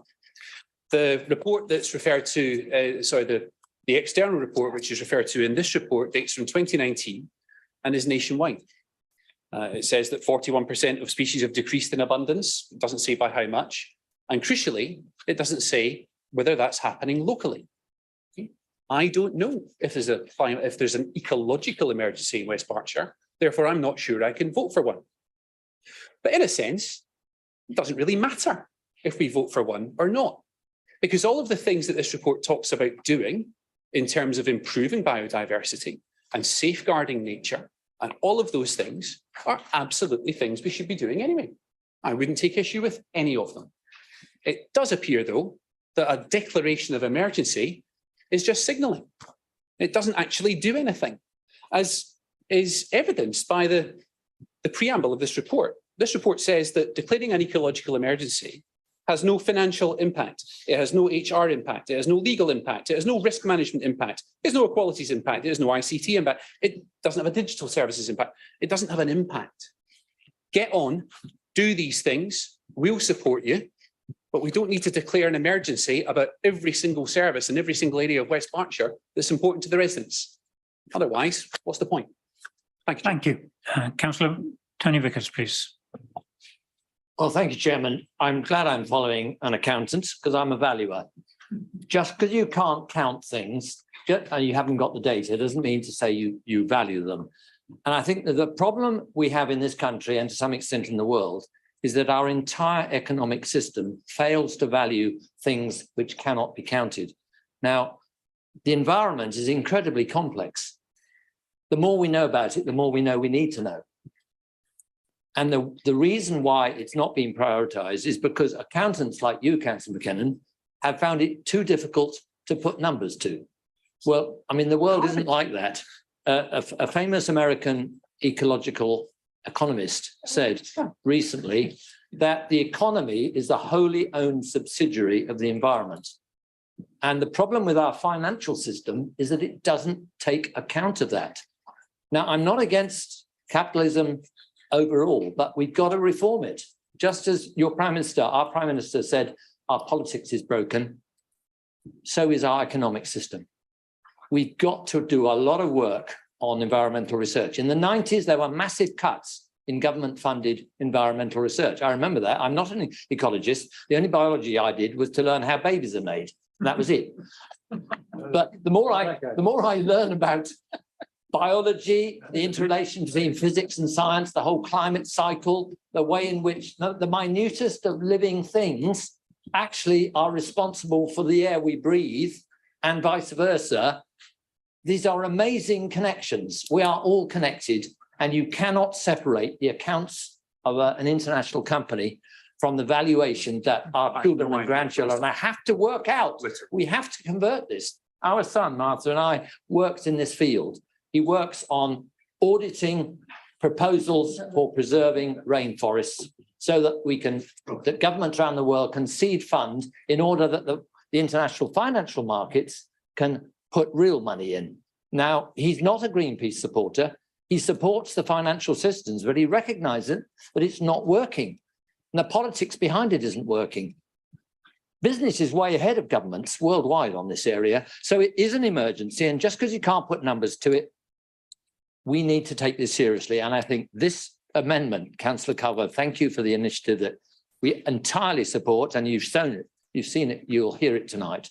We entirely support this, and it will send a signal out to our public in West Berkshire. And I'm afraid that's all we're responsible for. Wishes might be that we were responsible for more on this side, but maybe that day will come. Chairman, I thoroughly endorse this amendment. Thank you. Councillor Shakespeare. Thank you. Councillor McKinnon asked for examples of an ecological emergency here in West Berkshire. I know he's a great reader of the Pangbourne magazine and my articles in it. I hope he looks forward to this month as well. I point out the recent Environment Agency report into the ecological status of the River Pang, one of only 260 chalk streams in the world, where the Environment Agency has reported that its ecological status has dropped to poor from a previous status of good back in only 2016. So a drop of 4 different status levels in just, just 7 years. So I think that is an emergency, and it's an emergency that we can see here inside West Berkshire. Thank you. Unless there's any further, ask a second. Oh, sorry, I missed you. Councillor Carter, apologies. No, sorry, that was just, thank you very much. I mean, I think that the point of this also is to clarify the definitions for the reasons we've explained in 2.1 A, B, C. And just to comment on Councillor Culver's comment about biodiversity net gain, since that is in plan by the government and it's admittedly later, I understand mainly due to the implementation challenges. I personally don't think it needs to be called out in here, but I do take your point. Thank you. Councillor Paddington. Thank you, Chair. I'd just like to point out to anybody thinking that they are not going to support this, not going to vote in favour of it. The strategy that we've all just voted in favour of talks about tackling the climate and ecological emergency, page 8. So we've already done it. Thanks. Thank you. Councillor Vickers, do you wish to Thank you, Chairman. I hope there is agreement, and there appears to be across the council, that this is an important motion, and that climate and ecological emergencies are closely linked. The use of the term emergency has been questioned by Councillor McKinnon, but the report tells us that across the UK, 41% of UK species decreased in abundance in the last 50 years, and that 15% of UK species are threatened with extinction. In West Berkshire, we have 51 sites of special scientific interest, and the worldwide importance of our chalk stream has been mentioned. So this, to me, does sound like an emergency, although that's so please let us do what we can. Obviously, we need to be more specific about how we go about this. There's more work to be done. But please, let's acknowledge that this is an emergency. Let's link the two, and let's make sure that future generations have a world that they can enjoy. The public health importance of keeping our nature vital has been stressed. We have grown up in a world, we live in countryside where we can walk and we can enjoy the beautiful species in our countryside. Please, let's make sure that our children and our grandchildren can also appreciate such a world, and they're not walking in future in a barren wilderness. So please support this motion. Thank you. Thank you. May I invite the mover of the motion, Councillor Jeffrey, to make concluding comments, please. Thank you, Mr. Chairman.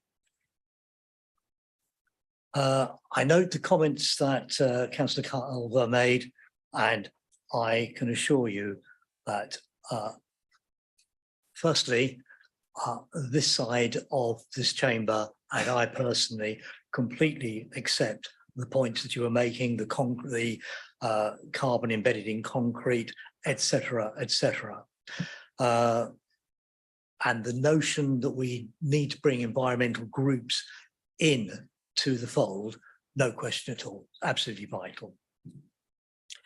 With working more closely with parishes, with landowners, with farmers, absolutely crucial, no question at all.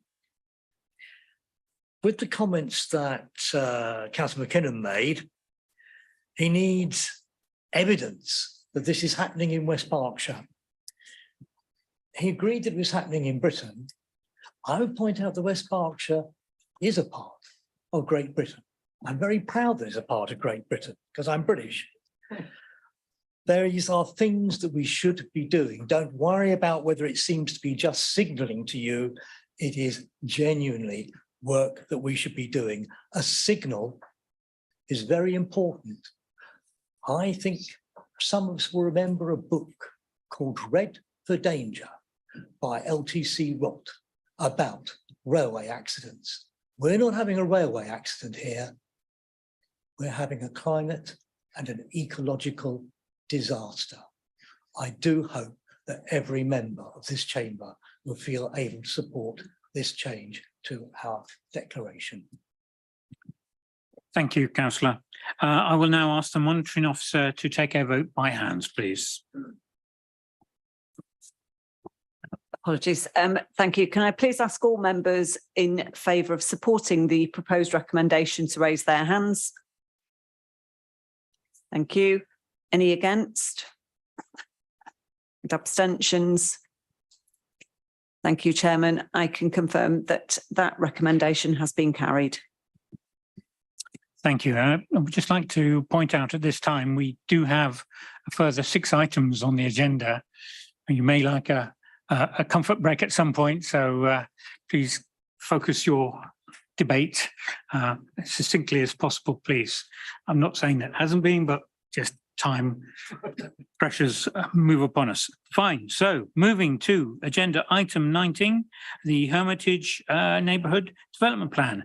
May I invite Councillor Tony Vickers to formally move the recommendation contained within the report? I so move, Chairman. Thank you. May I ask for a seconder, please? Yes, Chairman. Thank you. May I invite Councillor Tony Vickers, please, to introduce the report. Thank you, Chairman. When we first came to this district, my wife and I, with our 3 sons, lived in Courage Peace, courtesy of the Army. I thought I was in Hermitage, but I wasn't. I was in Cheveley. And on the way to the rest of Hermitage, I touched the borders of Coldash. Now, Councillor Colston represents all 3 of those parishes. Codling. Sorry. Sorry, Heather. Councillor Codling represents all 3 of those, and she will be saying a little bit about the work that's been done by the steering groups in both those parishes shortly. So we have to remember that these are carried out on the basis of administrative boundaries, not necessarily on settlement boundaries, and maybe in the not too distant future, as was unanimously agreed a little more than a year ago, we will have to have a look at those administrative boundaries. I don't know what happens to NDPs that are drawn up and adopted under old boundaries. We'll wait and see what happens if we need to. So whilst NDPs are rightly initiated and led throughout by local communities, not just their councils, but volunteers on their steering committees, steering groups, this council must vote at certain stages in the process. The outcome of an NDP is its incorporation within our local plan. It becomes our policy at the end of the day. So it's quite right that we have at certain key points, key milestones, have to make decisions about it. The process also involves a considerable amount of officers' time, as the report sets out. And we carry out the tendering exercise for the necessary independent examination that has to be done. And in this case, a tendering exercise was done for a number of NDPs that are going through the process to save our in-house time, undoubtedly, by the previous administration. And we think that was a sensible thing to do. But it has slightly confused some of the parishes because they felt they had a right to choose the independent examiner. Now, they are going to have that right because the company that won the tender was Intelligent Plans and Examinations, who are a group of specialists who deal with NDPs. They're used to this very different kind of work to what other forms of planning are. And within that consortium, I believe that the parishes are going to be entitled to choose individuals from within the company that has won the contract. Just a couple of points I'll draw out before I finish. In 4.3, it points out that in this NDP, and I think in the next one, there is no additional allocation of residential or employment land. Now, that's fine. Maybe we would have liked some allocation, but in the case of Hermitage, they've had quite a lot of new development in recent years. I think, we do perhaps, and we'll come onto this through whole estate plans, we do need more employment land in our rural areas, in our villages, now with people tending to work from home. But I just point out, you don't have to have residential or employment land allocated in your NDP. And in 5.11, there are set out a number of basic conditions that the examiner will look at to make sure they're complied with. And then his report will come back to this council and we will vote again on whether it goes out to referendum and their local democracy will operate. Thank you, Chairman. Thank you, Councillor Vickers. Councillor Codling, do you wish to speak now or reserve your right? Reserve my right. Thank you. I now open the debate to the floor. Councillor Culver. Sorry, me again. I very much welcome this. As members of this chamber will know, we had the Compton Neighbourhood Development Plan referendum back in February 2022, and I know how much hard work goes into this, both from volunteers in the community and also the staff here. I think particular tribute needs to be paid to Brian Little and his team, because I know how hard they work on this, and I know that they're also promoting going through this process for other parishes in the district. Just a few things I'd point out and particularly welcome, addressing the housing mix. This is something that I've mentioned many times at Western Area Planning. Councillor Vickers would have heard me talk about this, the fact that we don't have enough affordable and social rent houses, and we also don't have enough small houses, whether they be affordable or owner-occupier. We have a lot of young adults in the area and a lot of elderly people who want to downsize, and there aren't sufficient properties for them. On 6.2, 6.2 on page 20, there's just one, I'm going to invoke the spirit of our former comrade, Councillor Bridgman here by being pedantic. 6.2, there seems to be a word missing. So it talks about installing and connecting renewable energy systems and reducing, and there's a word missing. So I'll leave that with you. The fact that they've identified 6 green spaces to protect is excellent. And obviously one of the real benefits of having a local plan, the identification of non-designated heritage assets likewise, extending the Ealing Way cycle route, very much support that. We've got the cycle route at the moment between Hampstead, Norreys and Hermitage. And as you know, our cycling champion will know, we're very much hoping that that can be extended towards Newbury and also up towards Compton and ultimately into Oxfordshire. One thing I would mention in conclusion, in this neighbourhood development strategy, it talks about roads and traffic issues being outside the scope of the NDP, but that is actually included in the Coal Dash NDP. So I'm just wondering if we can have a look at consistencies across the different NDPs so that the volunteers know what can and can't be included, because it's a shame for them not to be able to include that if Coal Dash has done so. So again, congratulations to everybody involved. I very much hope that it passes inspection and passes referendum. Thank you. Thank you. Are there any further speakers? No, thank you very much indeed. I'll go back to the seconder to have their say. Well, I won't keep you long, Chairman, on this. I want to endorse this plan and particularly thank the steering group. I know as a member of it here actually for this one, for the amount of hours that goes into these. They walk roads, they look at everything. I think it may have been Hermitage's choice not to look at the roads and speed. I don't know the detail, that was before my time, I'm afraid. No, I think it's to be commended. The plan captures the diversity of the village. It's quite a big village with a lot of new housing in it. And it's a place in the countryside in the AONB. It has a good vision for the village to remain a vibrant settlement, but hopefully to retain its character, but also being aware of its need for growth and change to meet modern living. The plan benefits the area as a wider whole and helps to enhance our local plan. So I'm very happy to second this. Thank you. And the mover of the motion, Councillor Vickers. Chairman, I've got nothing to add, so I'm happy that we move to a vote. Thank you. If you wish. I will now ask the monitoring officer to take a vote by hands, please. Thank you, Chairman. Can I please ask all members in favour of the proposed recommendation to please raise their hands?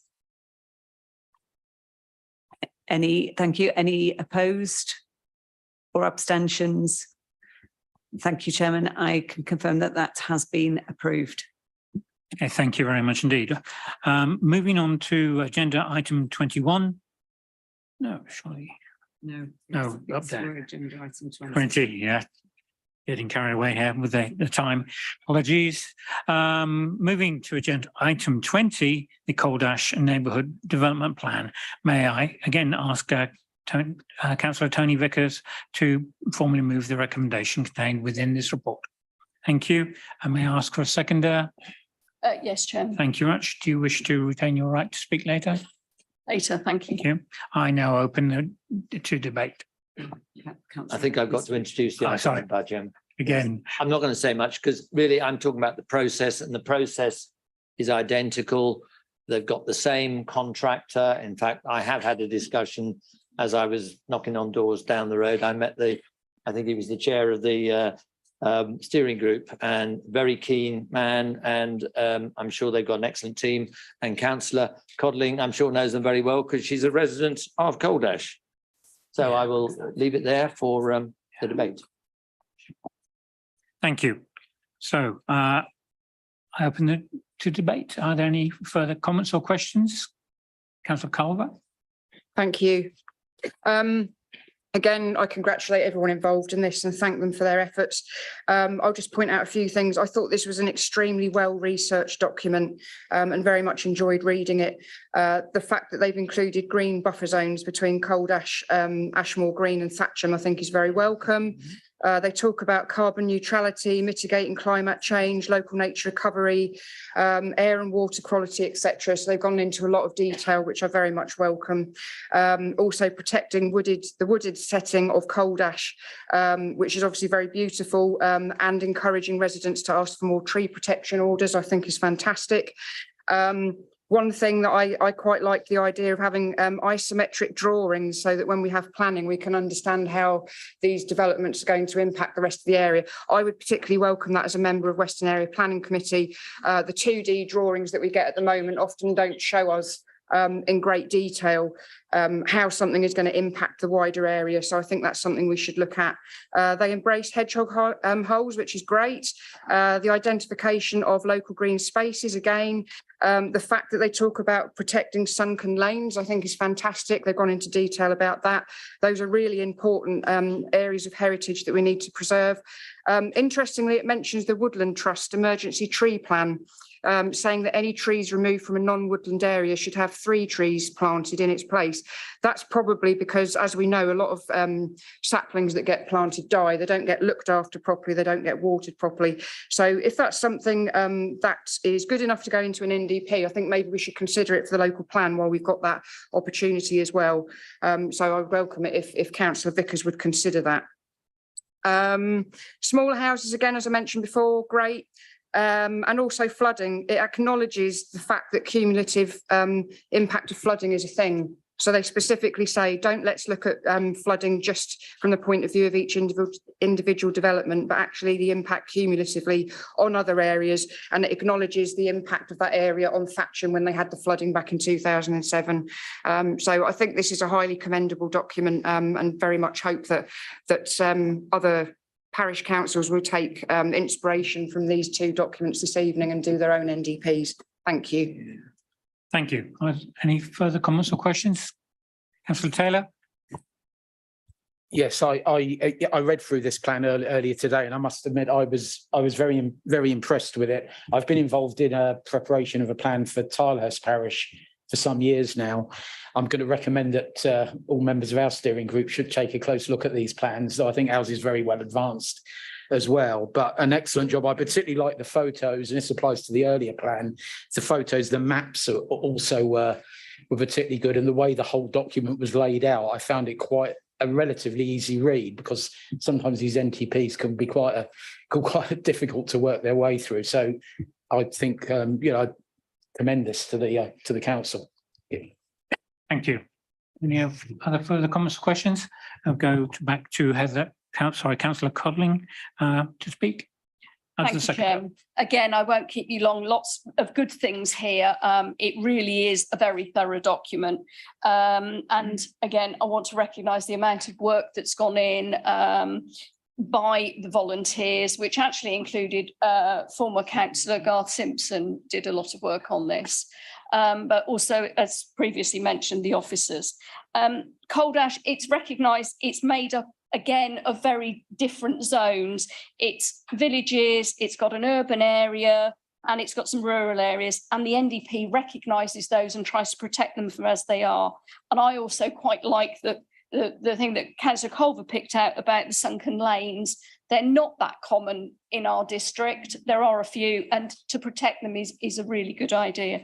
And it again identifies local needs and community aspirations, which are not always typically met through the planning system. But nevertheless, they're important to the people who live in that area. So again, I'd like to commend this. Thank you. Thank you. And we go back to the mover of the motion, Councillor Vickers. Thank you, Chairman. As somebody who was brought up in South Devon, I know all about sunken lanes. If you've ever been there, can be very difficult to pass another vehicle. Nightmare if you're a cyclist or a pedestrian. I must admit, I haven't had time to thoroughly read the coal ash one. I look forward to it because I'm a geographer. I love reading these sorts of documents, and I look forward to it coming back. I have every confidence it will come back and be recommended for adoption. Thank you, Chairman. Thank you. I will now ask the monitoring officer to take a vote by hands, please. Thank you, Chairman. Can I please ask all members in favour of the proposed recommendation to please raise their hands? Thank you. And any opposed or abstentions? Thank you, Chairman. I can confirm that that proposal has been carried. Thank you. And as we're now 2 hours in, I think comfort 10 minutes, please. Comfort break is, we'll just adjourn for the 10 minutes. Thank you.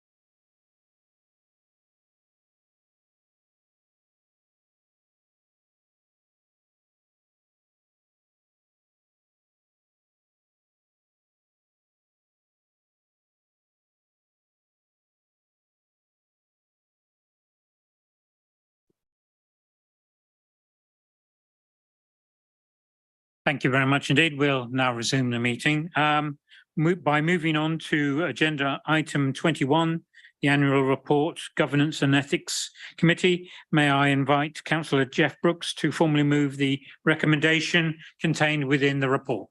So moved, Chairman. Thank you. May I ask for a seconder? Happy to second, Chair. Thank you. May I invite Councillor Brooks to introduce the report, please? Chairman, I'm not going to spend a lot of time on this. It is an annual report. It looks back to the 22-23 municipal year regarding the items that the Governance and Ethics Committee looked into. I'll draw your attention to two, if I may, and then I'll take questions. I'll take points, and then I'll wrap the report at the end and move it towards the vote. There was a constitution review, and that was a task group set up, which I remember Councillor Marsh was on, and others who may not be here now. They did a lot of work, and the Constitution is a little bit of a full-throat bridge. As fast as you go around it once, it's a living document, it continues to change, and so I intend to reconvene that working group in the new year and continue some work that wasn't finished, and then go back and do another light touch review of where we are. So that's on the Constitution, Chairman.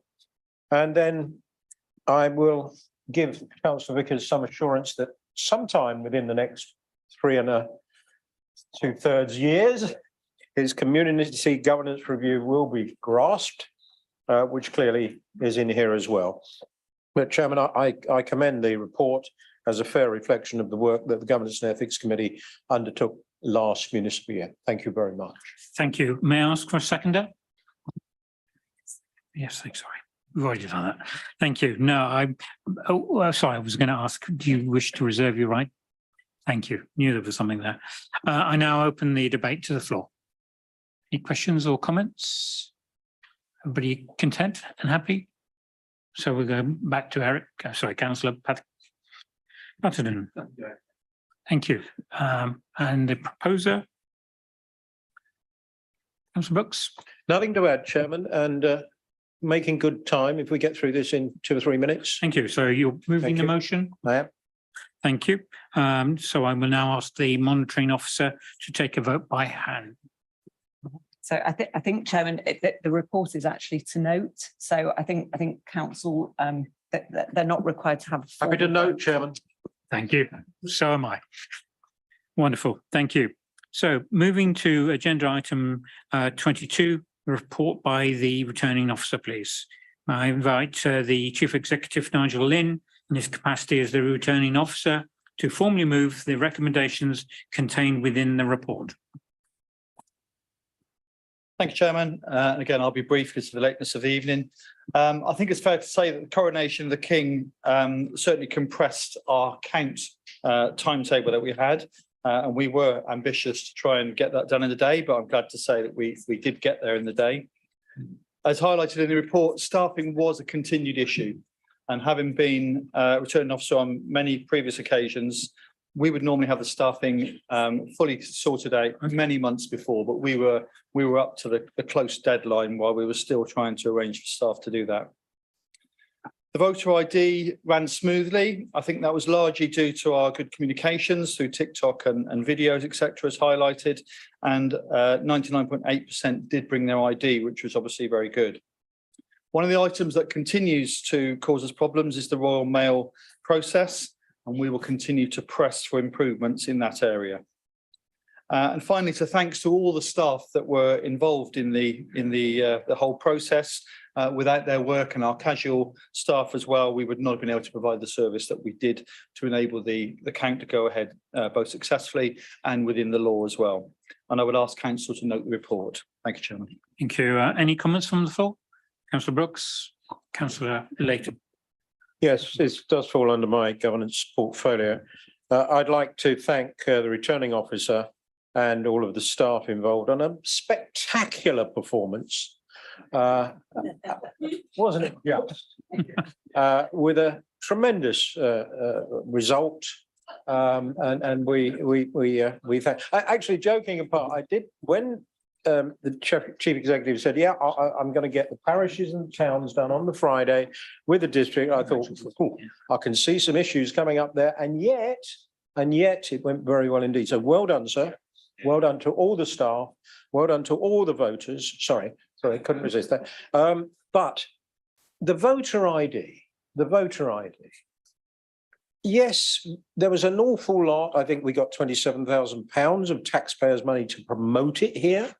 The political parties, all of us, made sure that we told them, all the voters, time and time again, what problem were we trying to solve? What was the level of fraud that a voter ID system with all the millions of pounds that was spent on it necessary in order to solve a problem that, frankly, I was not aware was this country in terms of its voting system has been the example, an exemplar across the world. And yet all of a sudden, people have got to take along passports, driving license, and say, this is who I am. However, in terms of the report, well done again, Chief Executive and all your staff and helpers. Royal Mail do certainly need to improve. How many people perhaps were not able to vote because of that? But good report. Well done, sir, and to be noted. Thank you. Councillor Burke. Thank you, Chairman, and thank you, Chief Executive. I echo Councillor Brooks's comments. I think you performed absolutely fantastically. I've been involved in many elections as agent, local elections and general elections, PCC elections, and so on. And your staff have always performed exemplary during the run up to the elections, during the counts. And I thank you again for your services this time around. Thank you, Councillor Marsh. Thank you, Chair. Well, just on behalf of our group, I'd like to agree with what Councillor Brooks and Councillor Bloke say about the staff and the Chief Executive, and particularly Claire Ockwell and her team did a fantastic job. And I must say, I had 3 very, very busy polling stations in Newbury Wash Common Ward, and the staff at all of them were fantastic and very patient and helpful with the voter ID in particular. On the subject, just briefly, of voter ID, obviously I agree with what Councillor Brooks had to say. And the report says, if assuming that 67 people returned and 34 didn't, so that's 34 people who would have voted who didn't vote because of this. And then the report also says, but there were more, because there were people who we don't know about who turned up and then went straight away again when they see they didn't have the ID and they never returned. Then there were the people, and I'm sure we all met the people when we were campaigning, who said, I'm not going to bother, it's too much trouble, or they were angry about it. We've never had this before, I'm not going to vote. Now, you'll recall that the Green Group introduced a motion to this council, which we were supported by the then main opposition group, the Liberal Democrats, pointing these things out. And we were assured that, oh no, it won't be a problem. And indeed, former councillor, I say former because he's no longer a councillor, Tom Marino, specifically said not one person in West Berkshire will not vote, will miss voting who wishes to because of this measure. Obviously not true. And GB News presenter Jacob Rees-Mogg confirmed everything we said, because the cat's out of the bag. And he said it was a crude attempt at gerrymandering, which didn't work. Now, I'm raising this, I know Ross gets very upset when we talk about what he considers national issues, but if ever there was a national issue that impinged on local authorities across the country, it's this one. And in looking forward in practical terms, we can't reintroduce that motion so soon after it was rejected by the then administration, every single one of them saying that voter ID was fine. But we can urge the administration and the council to raise these issues and continue to press these issues with our local MPs, with the government, with the local government association and the Electoral Commission and everyone else who is opposed to voter ID, which is actually everyone apart from the Conservative Party. So let's remember that, and it's going to be worse at a general election if nothing is done about it. And we have a real fear that people in the new constituency, the current constituency of Newbury, will not be voting because of this. It's an absolute scandal. You know, it's just a complete assault on democracy. Thank you. Thank you, councillor. We have councillor Foote. Yes, thank you very much, Chair. May I ask through you, Chair, the Chief Executive, if he has the stats on the number of postal votes that arrived late for the count? Because just as Councillor Marsh has mentioned that voter ID is a scandal, the fact that the Royal Mail let down voters who voted in good time and their votes weren't counted is again an absolute scandal. Because as we all know, these residents are probably people that are immobile, that find it difficult to get out of their house. That's why they use the postal vote. And they are in effect being disenfranchised, which is a scandal, in my opinion. Thank you. Thank you. Councillor Tony Vickers. Oh, sorry. Would you, Chief Executive, like to make a reply? Yes, Chairman. I don't have the detail with me, but I can make sure I get back to you. But I don't think the figures were particularly large. Can I just say, will they be published, please? It's in the report. Oh, okay, thank It's in you. the report. Thank you. We have Councillor Tony Vickers. Very briefly, Chairman. I have to say this was the most efficient election, and I congratulate you, Nigel, on that. Of the 5, I think I've been either an agent for or a candidate for or both. Really got a grip of things, and thank you very much for you and your teams, their performance. I mean, on the voter ID, I was trying to find it on the Electoral Commission website just now, but what we haven't got in this report, and it's because it's impossible to know, but I think they've done a proper opinion poll commissioned by Electoral Commission, and the number of people who just were turned off the idea of voting by the cheek of having to produce an ID when this is not a custom in this country to produce voter ID. I mean, if we're going to have voter ID, let's have ID cards for everybody, for everything. And let's not discriminate against young people who have exactly the same type of bus pass with a photo on, but that was not allowed to count. That does seem like ageist discrimination and gerrymandering. So, there are bigger issues, but as far as this council is concerned, as far as the reports that we're dealing with here, fantastic. Thank you. Thank you. Councillor McKinnon. Thank you very much. I hear my name being taken in vain. The people who are opposed to voter ID are wrong. And I have many, many reasons and long opinions about that. But given that I'm not in the House of Commons, I'll shut up right now. Thank you, Councillor McKinnon. Councillor Jeffrey. Thank you. Councillor Taylor. Thank you.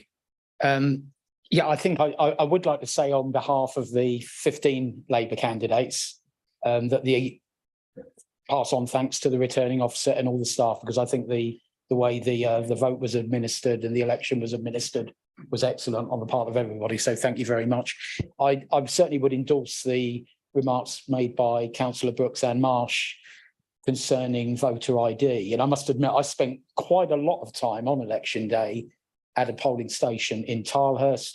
And I'll be honest, there were 2 people that I actually saw that had to come out because they didn't have either any ID or correct ID. They weren't at all happy and said that they wouldn't be able to come back to vote later. So I believe those are 2 people that definitely could not vote. So I hope that we'll see the end of that particular requirement in future elections. Thank you. Thank you, Councillor. As the report is to note, there is no need to vote on this item. So we will move on to agenda item 23, the Monitoring Officer's Annual Report 22-23, please. Moved on by me, sir. Yes. Thank you. And may I ask for a seconder? I would like to second that. Thank you, Councillor Clark. May I invite Councillor Brooks to introduce the report, please? Firstly, Chairman, I asked the monitoring officer to add that it was called the monitoring officer's annual report, but actually it's the annual report on conduct and ethics, and it now says so. There will be other things the monitoring officer might want to report annually, but it's not contained in here. Despite some tricky situations in this chamber over many years, I think we get on pretty well. I think we do treat people generally with respect, and long may it continue. Long may it continue. Time will tell if it will, but I'll try and keep my nose clean if other people do as well. Because if you look at page 660, interestingly, 2021, 22, complaints went up a bit. I think we're getting a bit edgy as we move towards the end of the electoral cycle, and then down to 22 last year, 22, 23. I've been the subject, astonishingly, you'd be surprised, I've been the subject of a complaint more than once. And actually, it does rock you back on your heels a bit. Whether you think you've done wrong or not, it's a process, frankly, to be avoided. And one of the ones I was in recently, I spent several hours writing some substantiation of my behaviour, which was accepted, but was quite disconcerting in a way that I seem to have strayed off the straight and narrow, potentially. So that makes me very confident that the process is strong, it is robust, and it does keep members, hopefully, and I think it does, keep us respectful and appreciative of everybody here, every resident. Everybody has a right to say what they say, whether you believe in them in that or not. And I've always said too, that I don't think anybody stands to be a councillor or for any public office, frankly, but a councillor who wants to come here and do bad work. We want to come here and do good things. And we may disagree how that can be delivered, but we do treat each other with respect. And many people have come and looked at our meetings and said, crikey, I've been in a council up north. Often I have to say, Councillor Taylor, in Labour-held councils, and it's rough and tumble, my word. And actually, I was, I was at Berkshire County Council, and I could write a book about some of the stuff that went on there. That was toxic. That did become toxic towards the end. Never seen it here. Long may it continue.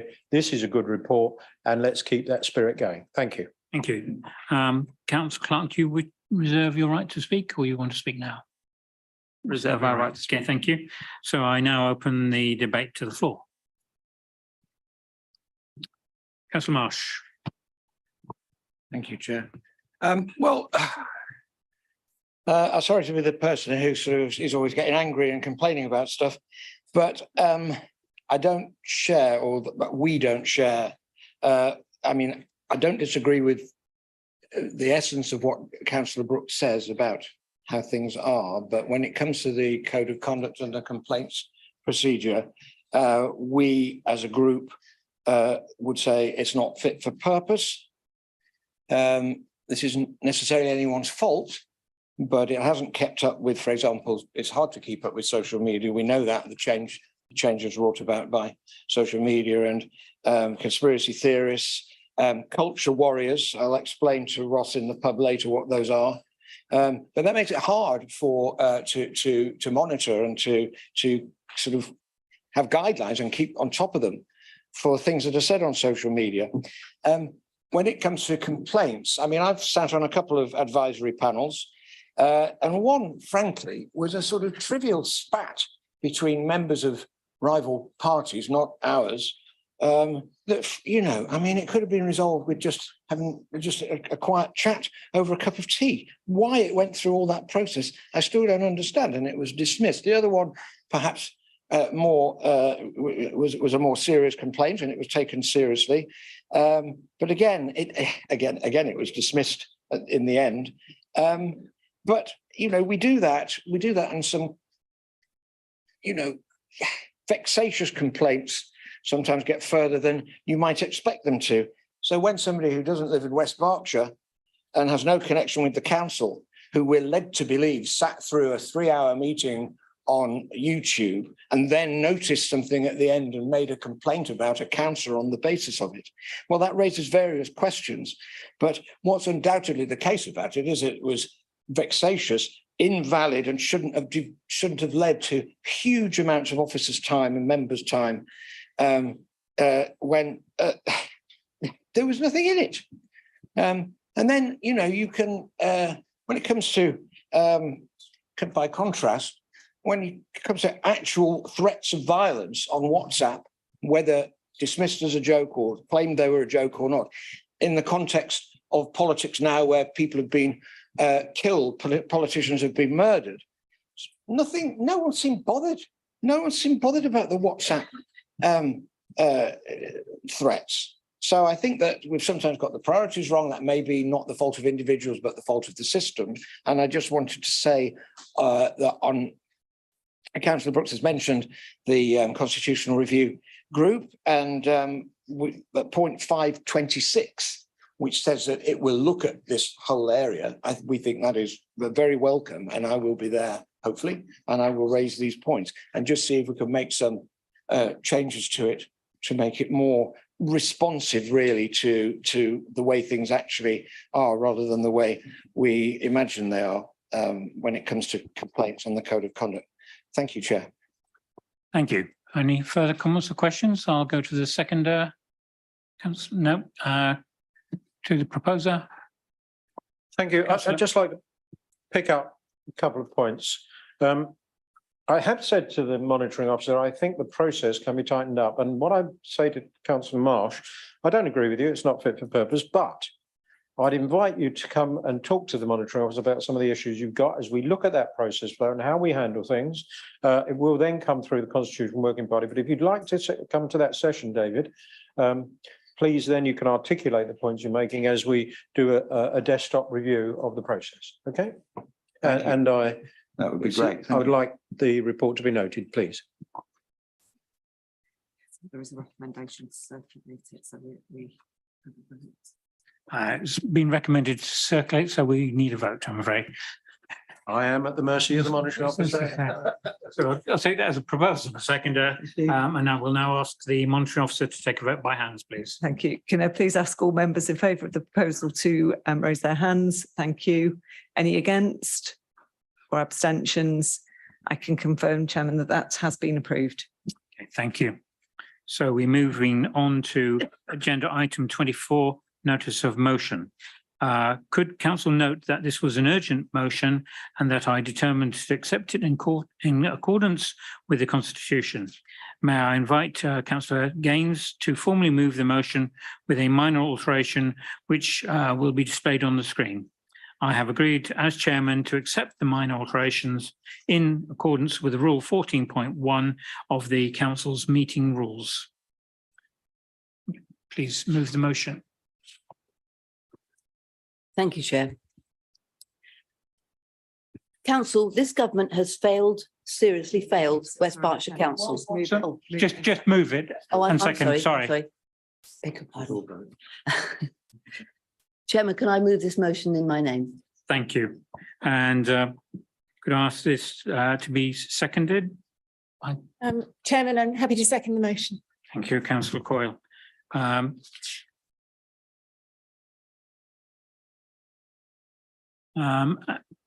That the council debate the motion this evening in order to facilitate the discharge of business in accordance with the procedure rule 4.9.8.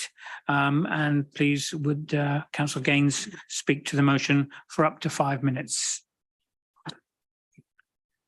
I apologise for that misdemeanour, Chairman. Council, this government has seriously failed West Berkshire Council and every other council who opened their doors to asylum seekers. The United Kingdom has always had a reputation for welcoming people in need of sanctuary to its shores. This has been happening for centuries. Today is no different. We see, as we look around the world stage, conflict in so many countries. These conflicts are not always about land or control.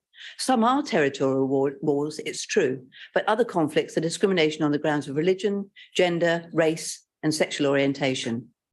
This places some of those citizens in mortal danger or subjected to torture, rape, and sometimes worse. In all conscience, we as human beings cannot turn these persecuted individuals away. That is a given.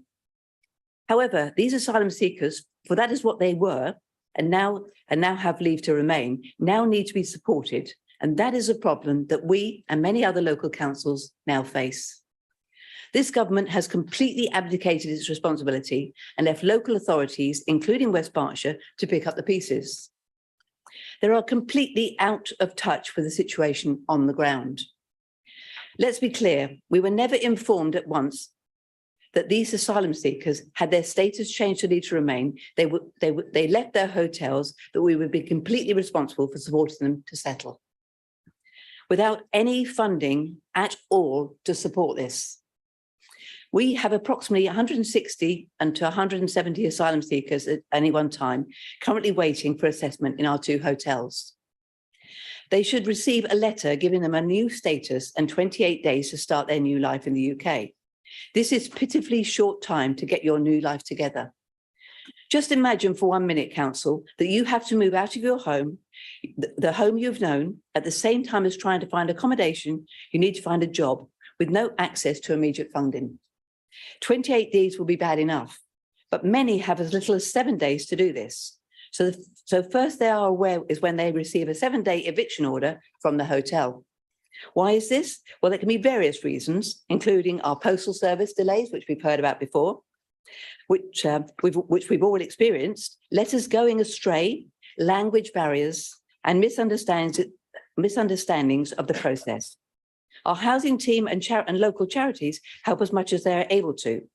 But now some statistics. In the 12 months of June this year, here in the UK, there have been 78,768 asylum applications. That relates to just shy of 100,000 people. This is 19% increase from the previous year. This has a knock-on effect of adding to the huge number of people still waiting to be assessed by the Home Office. Now, finally, the government has put in place long overdue efforts to address the dreadful backlog in asylum applications. This change has resulted in a massive increase in the number of people granted leave to remain across the whole country, with immediate effect. In fact, since 2021, 71%, that's more than 7 in 10, have been granted leave to remain. This leaves local authorities, such as West Berkshire, with an immediate and urgent issue. No funding and no additional capacity in our temporary accommodation provision. This massive change has created a dramatic increase in the number of individuals seeking housing support from local councils, not just ours, and is resulting in rough sleeping here in West Berkshire for those not able to access our extremely limited and overstretched temporary accommodation. We also know that through experience that private rental properties here in West Berkshire are both scarce and expensive. Not a good combination. Added to that, our Home Secretary has recently announced that she will shut all asylum hotels. No details, no timeframes, no support promise for either of those awaiting assessment. All our local authorities, such as ours, who are expected to sort out this utter chaotic statement. So, Council, as the portfolio holder for housing, I will be setting up a housing group which will include our excellent and very supportive local charities who help support not just these asylum seekers, but all our homeless individuals, together with both the administration and our opposition councillors. Names to be agreed, terms and conditions to be agreed. Further, I will consult my executive colleagues and investigate the possibility of setting up a hosting programme for asylum seekers, which are very similar to the Ukrainian programme that we've already seen working quite successfully. So, Council, I urge you to support this motion and its actions. Thank you, Chair. Thank you. Councillor Coyle, do you wish to speak now or reserve your right? I reserve my right, thank you. Thank you very much indeed. So we've moved to the open of the debate. Councillor Kinnan. Thank you, Chairman, and I wish to propose an amendment to this motion. I've let the monitoring officer know of the amendment, and I believe it's going to be displayed on the screen. Thank you.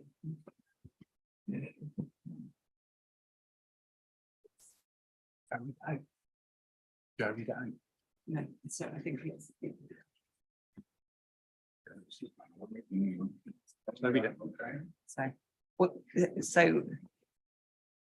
So I think either Councillor McKinnon, if you think, Chairman, that Councillor McKinnon should read it, or members may feel that they would just want to take a minute to read it, and then Chairman, you're going to ask. Yeah, I need your advice here. Just hold on a second. Thank you very much. This is obviously an urgent motion, and this is an urgent addition to that motion. So how does this fall within the parameters of what is allowable? Thank you, Chairman. Paragraph 14.2 of the meeting rules states that a proposed amendment to a motion, other than a minor alteration, must comply with a number of requirements, one of which is that it should not have the effect of negating the motion or recommendation. And my view and advice to you, Chairman, is that the proposed amendment showing now on the screen has the effect of negating the motion and therefore cannot be properly accepted as an amendment. Okay, thank you.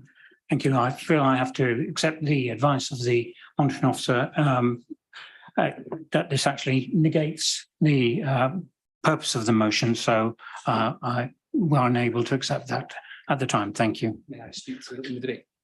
Please do. Thank you very much, Chairman. And I'm sorry that my amendment was not proper, but that is accepted. In his video that was published by the Newbury Weekly News last week, the leader got two things right. He was right to say that the public should be humane and caring towards asylum seekers who have arrived in the UK by whatever means. He was also right to say that the situation whereby 2 asylum seekers have resorted to sleeping in tents outside of our offices here is not the fault of the council. But that is the extent to which his statements and those of Councillor Gaines were valid and true. Part of this motion, and I do not use this word lightly, is a falsehood. I'm not allowed to use the L word. I wouldn't use it anyway because I don't believe you've done so deliberately. But it is a disgrace that this motion repeats the falsehood that the Home Office has reduced the move-on period from 28 to 7 days, the time an asylum seeker must transition from their temporary accommodation to become independent. That is not true. It is utter nonsense. It is garbage. It took me 2 hours last week to confirm directly from the Immigration Minister himself that it was not true. Did you not think that that was an important detail to check before taking to the airwaves and the papers and the national news repeating that claim? When an asylum seeker receives their letter granting leave to remain, they may start work and/or claim universal credit. The letter informs them that they have 28 days to vacate asylum accommodation and should start to look for employment and alternative accommodation. Postal delays are allowed for in that period. You could argue that 28 days is not enough. That is not the point of my contribution this evening.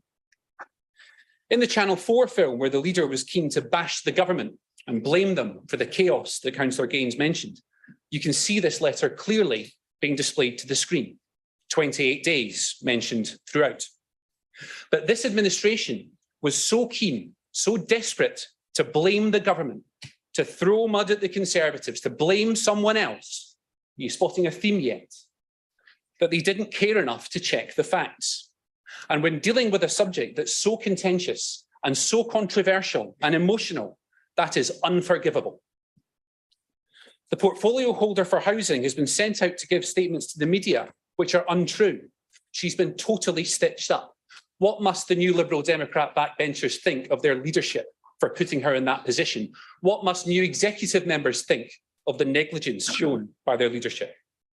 It is undoubtedly going to be a challenge to deal with asylum seekers who are given leave to remain. Any asylum seeker given leave to remain has no lesser or greater right to council services, including housing, than all other residents of West Berkshire. Single men are not given high priority on the housing register, which prioritises families with children in the first instance. That's why it's so important to stop people entering the UK on small boats illegally, which is exactly what the Illegal Migration Act is designed to achieve. If the boats keep coming, local authorities will have a bigger and bigger problem. But don't try and tell people that the UK doesn't do its bit to help those fleeing war zones. This council is rightly proud of its record in accommodating and housing refugees from Afghanistan, Syria and Ukraine as part of the UK government's resettlement schemes, which have seen over 150,000 refugees arrive here in the UK, housed, I know, by some people in this room. So yes, you do need to work with the government. Speak to them, tell them we need help, tell them that we need a strategy to mitigate this additional burden on local authorities' housing services. But we need and we must have an apology for and a correction to the false statements made to the local and national media by the council, the leader and the portfolio holder for misleading the public, because your negligence has caused reputational damage to this council. Thank you, Councillor McKinnon. I have Councillor Brooks. Thank you, Chairman. I think if you're going to put an amendment down, Councillor McKinnon, it does help to put it down with a little bit of time for other people to read it. Had it not negated the motion, I certainly would have asked for an adjournment and would have struggled to get through the business this evening. I met a lot of these people as Mayor of Thatcham last year at the Regency Park Hotel. And, you know, they did so much effort to try and help the community, integrate as best they could in terribly difficult circumstances that I came to admire many of them. What they're looking to do, and these people got the right to remain actually, so they weren't illegal anymore, they got the right to remain. Let's remember that. You're right.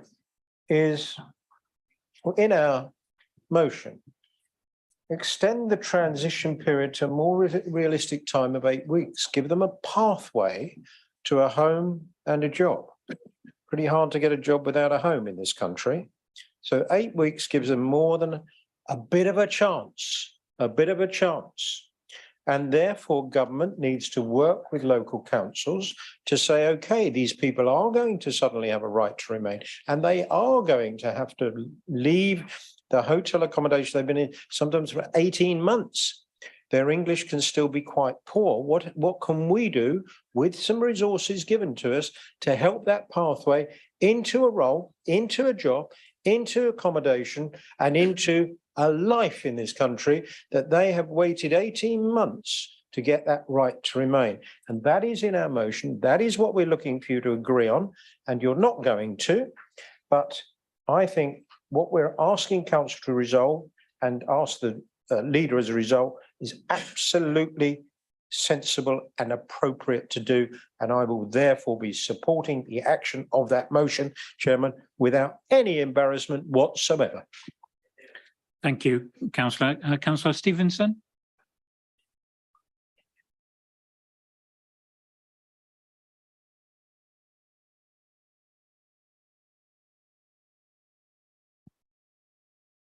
Thank you, Mr. Chairman. Councillor Brooks has stolen my thunder. So I'm just going to add a small point to what he said, that the asylum seekers in the Regency Park Hotel have often offered Thatcham Town Council their time and effort for free, and they're going to do so again. From tomorrow, we have the Thatcham Festival starting, and the asylum seeker refugees have volunteered their time again to help with that. I believe this shows their willingness to be involved and be part of our community in a very positive way. Thank you. Thank you. Councillor Foote. Yes, thank you very much, Chair. It's interesting hearing Councillor McKinnon talking about the fact that we, in this motion, this emergency motion, have got our facts wrong. I would say to him, and I don't know if he's been busy on this as well, but over the week that the two gentlemen were sleeping outside the council offices, I've been involved with them on a daily basis. And I also know that Councillor Gaines, my colleague, has also been engaged with them on a regular basis throughout the day. And the fact, it is a fact, that these gentlemen are sleeping on the street in our town now. So they have been ejected from the Regency Hotel. It doesn't matter whether it was after 28 days or 7 days. It does matter. If I may continue, is it okay if I carry on? Please carry on, Councillor. Thank you. The The fact is that they're sleeping on the streets in our town.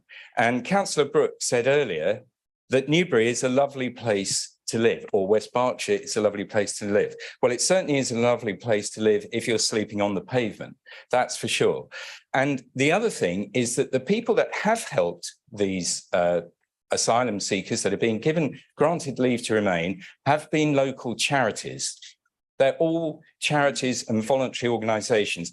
And Chair, that is shameful that our government is not supplying local authorities with enough resources to actually do the job that the local authority is keen to do. And again, I know for a fact that the officers here have worked extremely hard on that. So I totally support the motion as it stands, and I hope other members of the council will as well. Thank you very much. Thank you. Councillor Barnett? Chairman, members, it's 21:55. I formally propose that it extended to 10:30, the meeting. Thank you. I was going to wait till after this debate, but yes, thank you. Is that seconded? Those show of hands then, please, to extend the hours. Well, hopefully minutes, sorry. Misspoke. Okay, carry on. Sorry for the interruption. Councillor Barnett, did you want to say any more than that? That was it. Sorry, Chairman, I thought you might get caught up at 10. I That's did. what I was worried about. That was very kind of you. Thank you. We go to Councillor Jeffrey. Mr. Chairman, it is one thing that I have learned when you're dealing with our Conservative opponents is that they like to pick on something very, very detailed and hammer hard on it. I've heard tonight that the 7 days is not correct and that it's a month. Now, I'm not very, very skilled with ICT and with mobile phones, but I actually have a photograph of a letter. The letter is dated the 31st of August. It is addressed to one of the residents at the Regency Hotel. And in it, it says that your residence, your eligibility for accommodation at Regency Park Hotel, Bowling Green Road, Thatcham, will cease on 18th of September. Now, the 31st of August to the 18th of September, I will grant to Councillor McKinnon is not 7 days.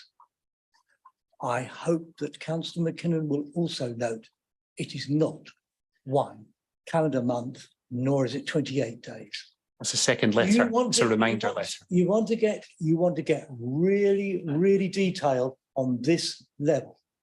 These are the people that we have assessed as being, as having a legitimate right to remain. And the notion that as a country, we then treat them as if they were the dust on our feet is a disgrace. Thank you, Councillor. Councillor Marsh.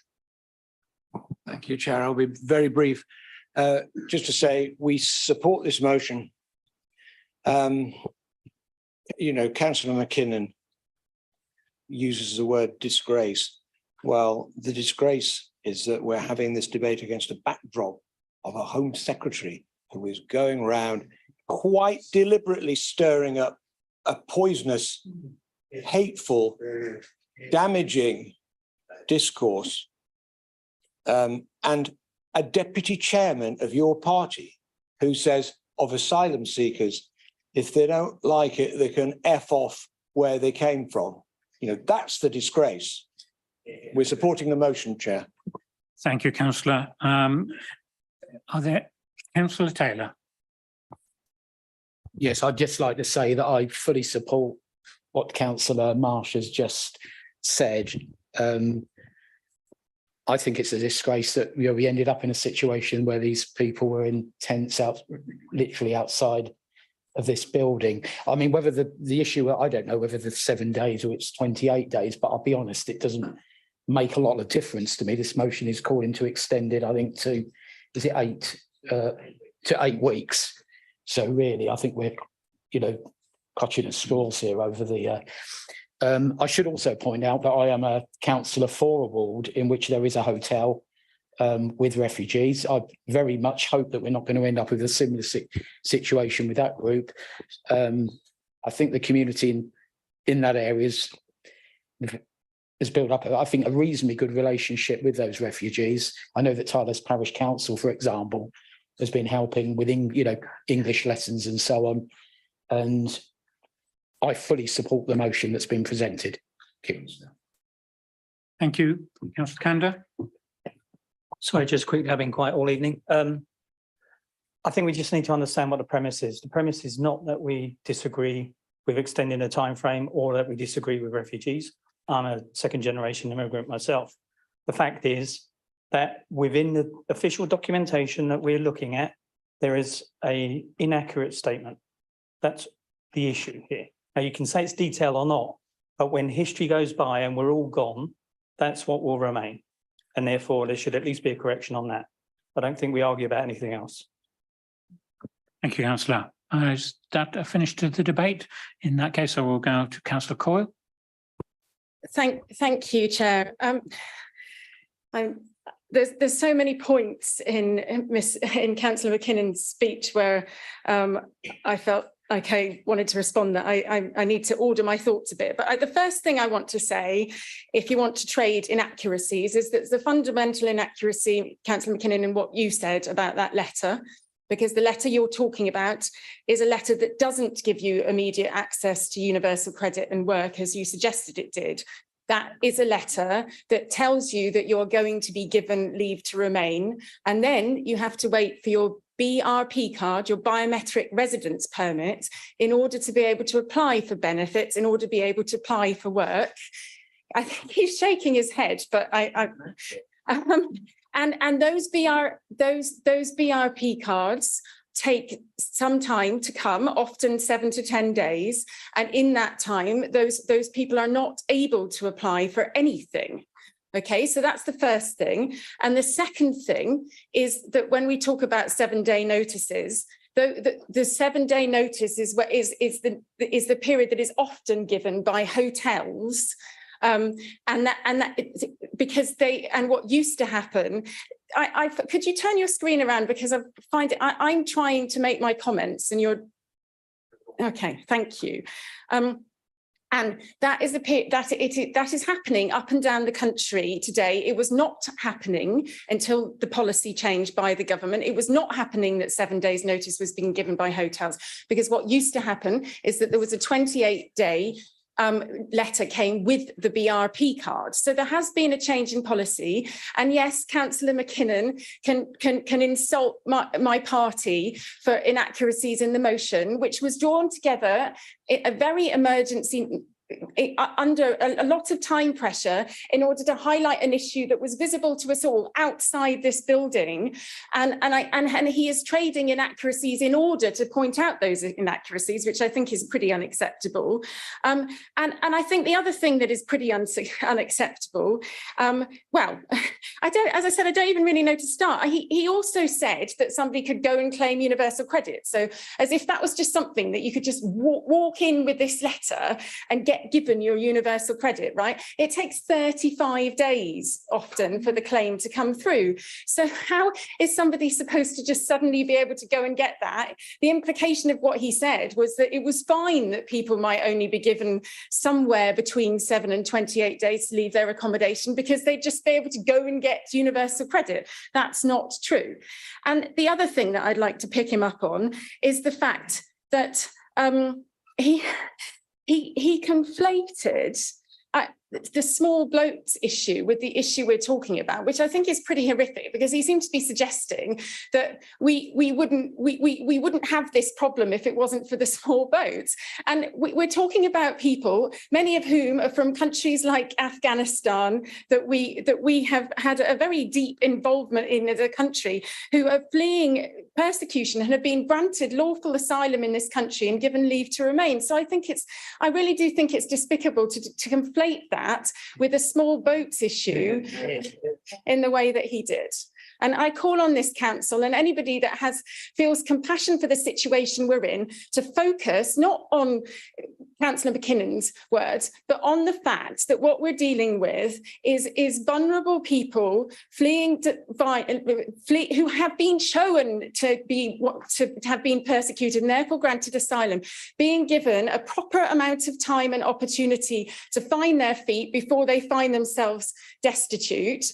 And I want one final thing to point out on what Councillor McKinnon said, because he said that there was an equal playing field, okay, between other homeless people in Berkshire and these people who were being released from these hotels. That is not true. Homelessness legislation passed by the Conservative government said that the council has a 56-day, 8-week prevention duty to help people who are threatened with homelessness and begin to help them with the process of finding somewhere else to live. That's a statutory duty that all other people in West Berkshire are owed at the point where they are threatened with homelessness.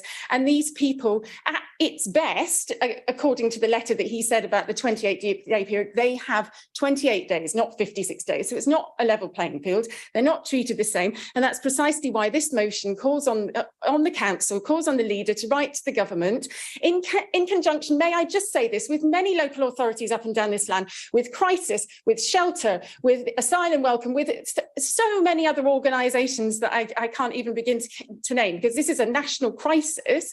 It calls on this government to make that 56-day, enshrine that 56-day period. And I really would urge everybody to back this motion. Yeah.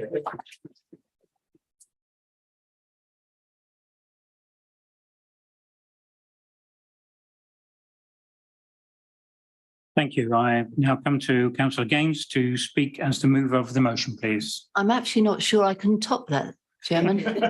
I just would like to say that this is not an isolated incident, these two people outside. We have got 160 to 170 asylum seekers currently in our hotels. We are likely to have more of this situation ongoing. We need funding. Thank you, Chair. Thank you. So now we come to ask the monitoring officer to conduct the vote by a show of hands, please.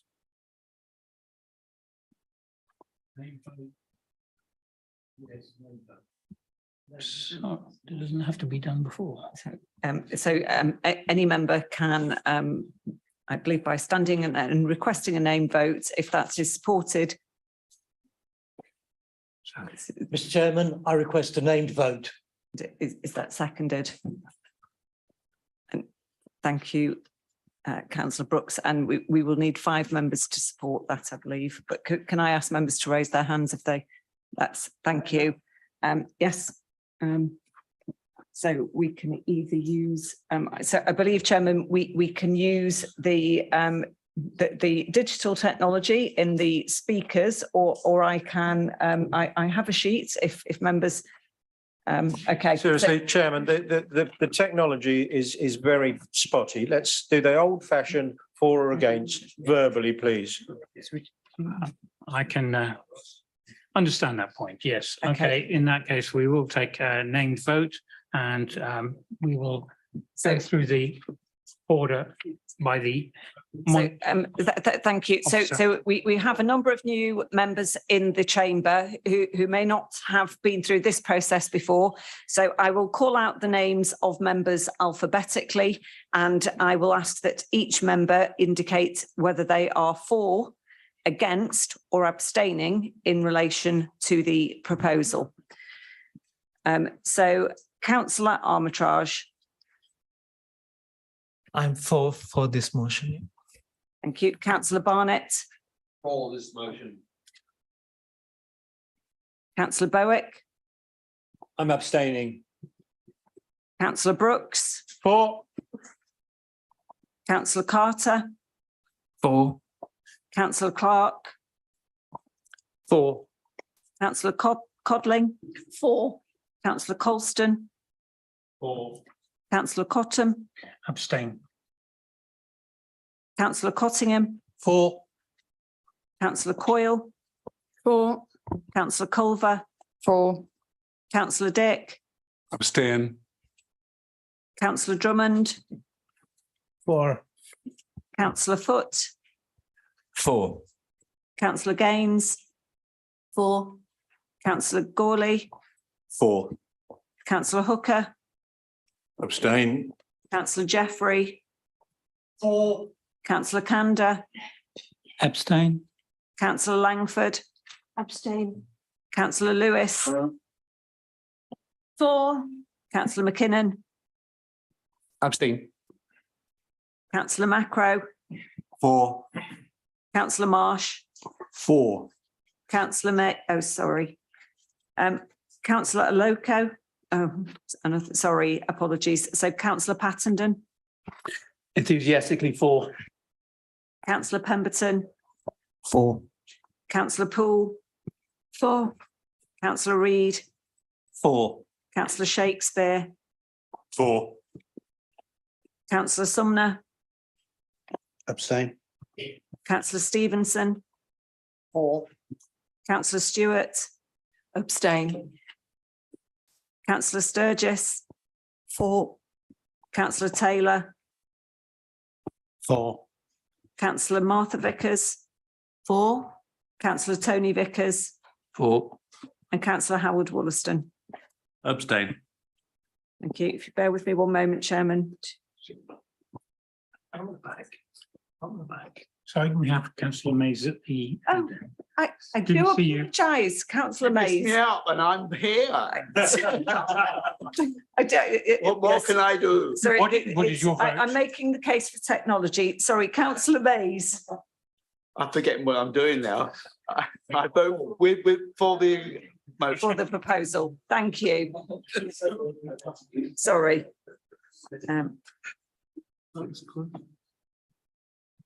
Has been in the past.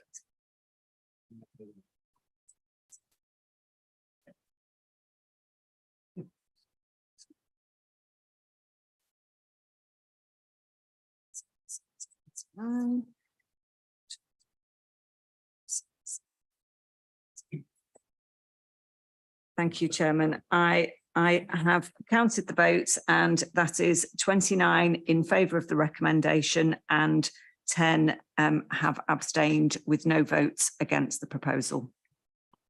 That is therefore carried. Thank you very much indeed.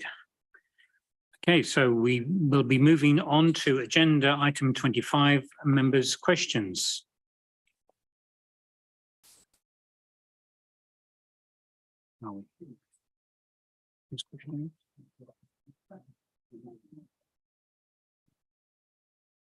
Our group's happy to have it.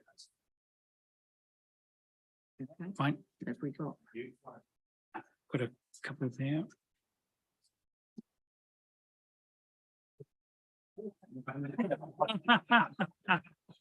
So I think if you're happy to give, then they are all from the Conservative group. So we can. Yeah. In fact, that's very encouraging. Thank you very much indeed to assist me on the clock. Thank you. So we will take those as we replied in writing. Thank you. So, short horror, sorry, shouldn't be frivolous. We come to the close of the meeting. Thank you everybody for your attendance and I now formally close this meeting. Thank you.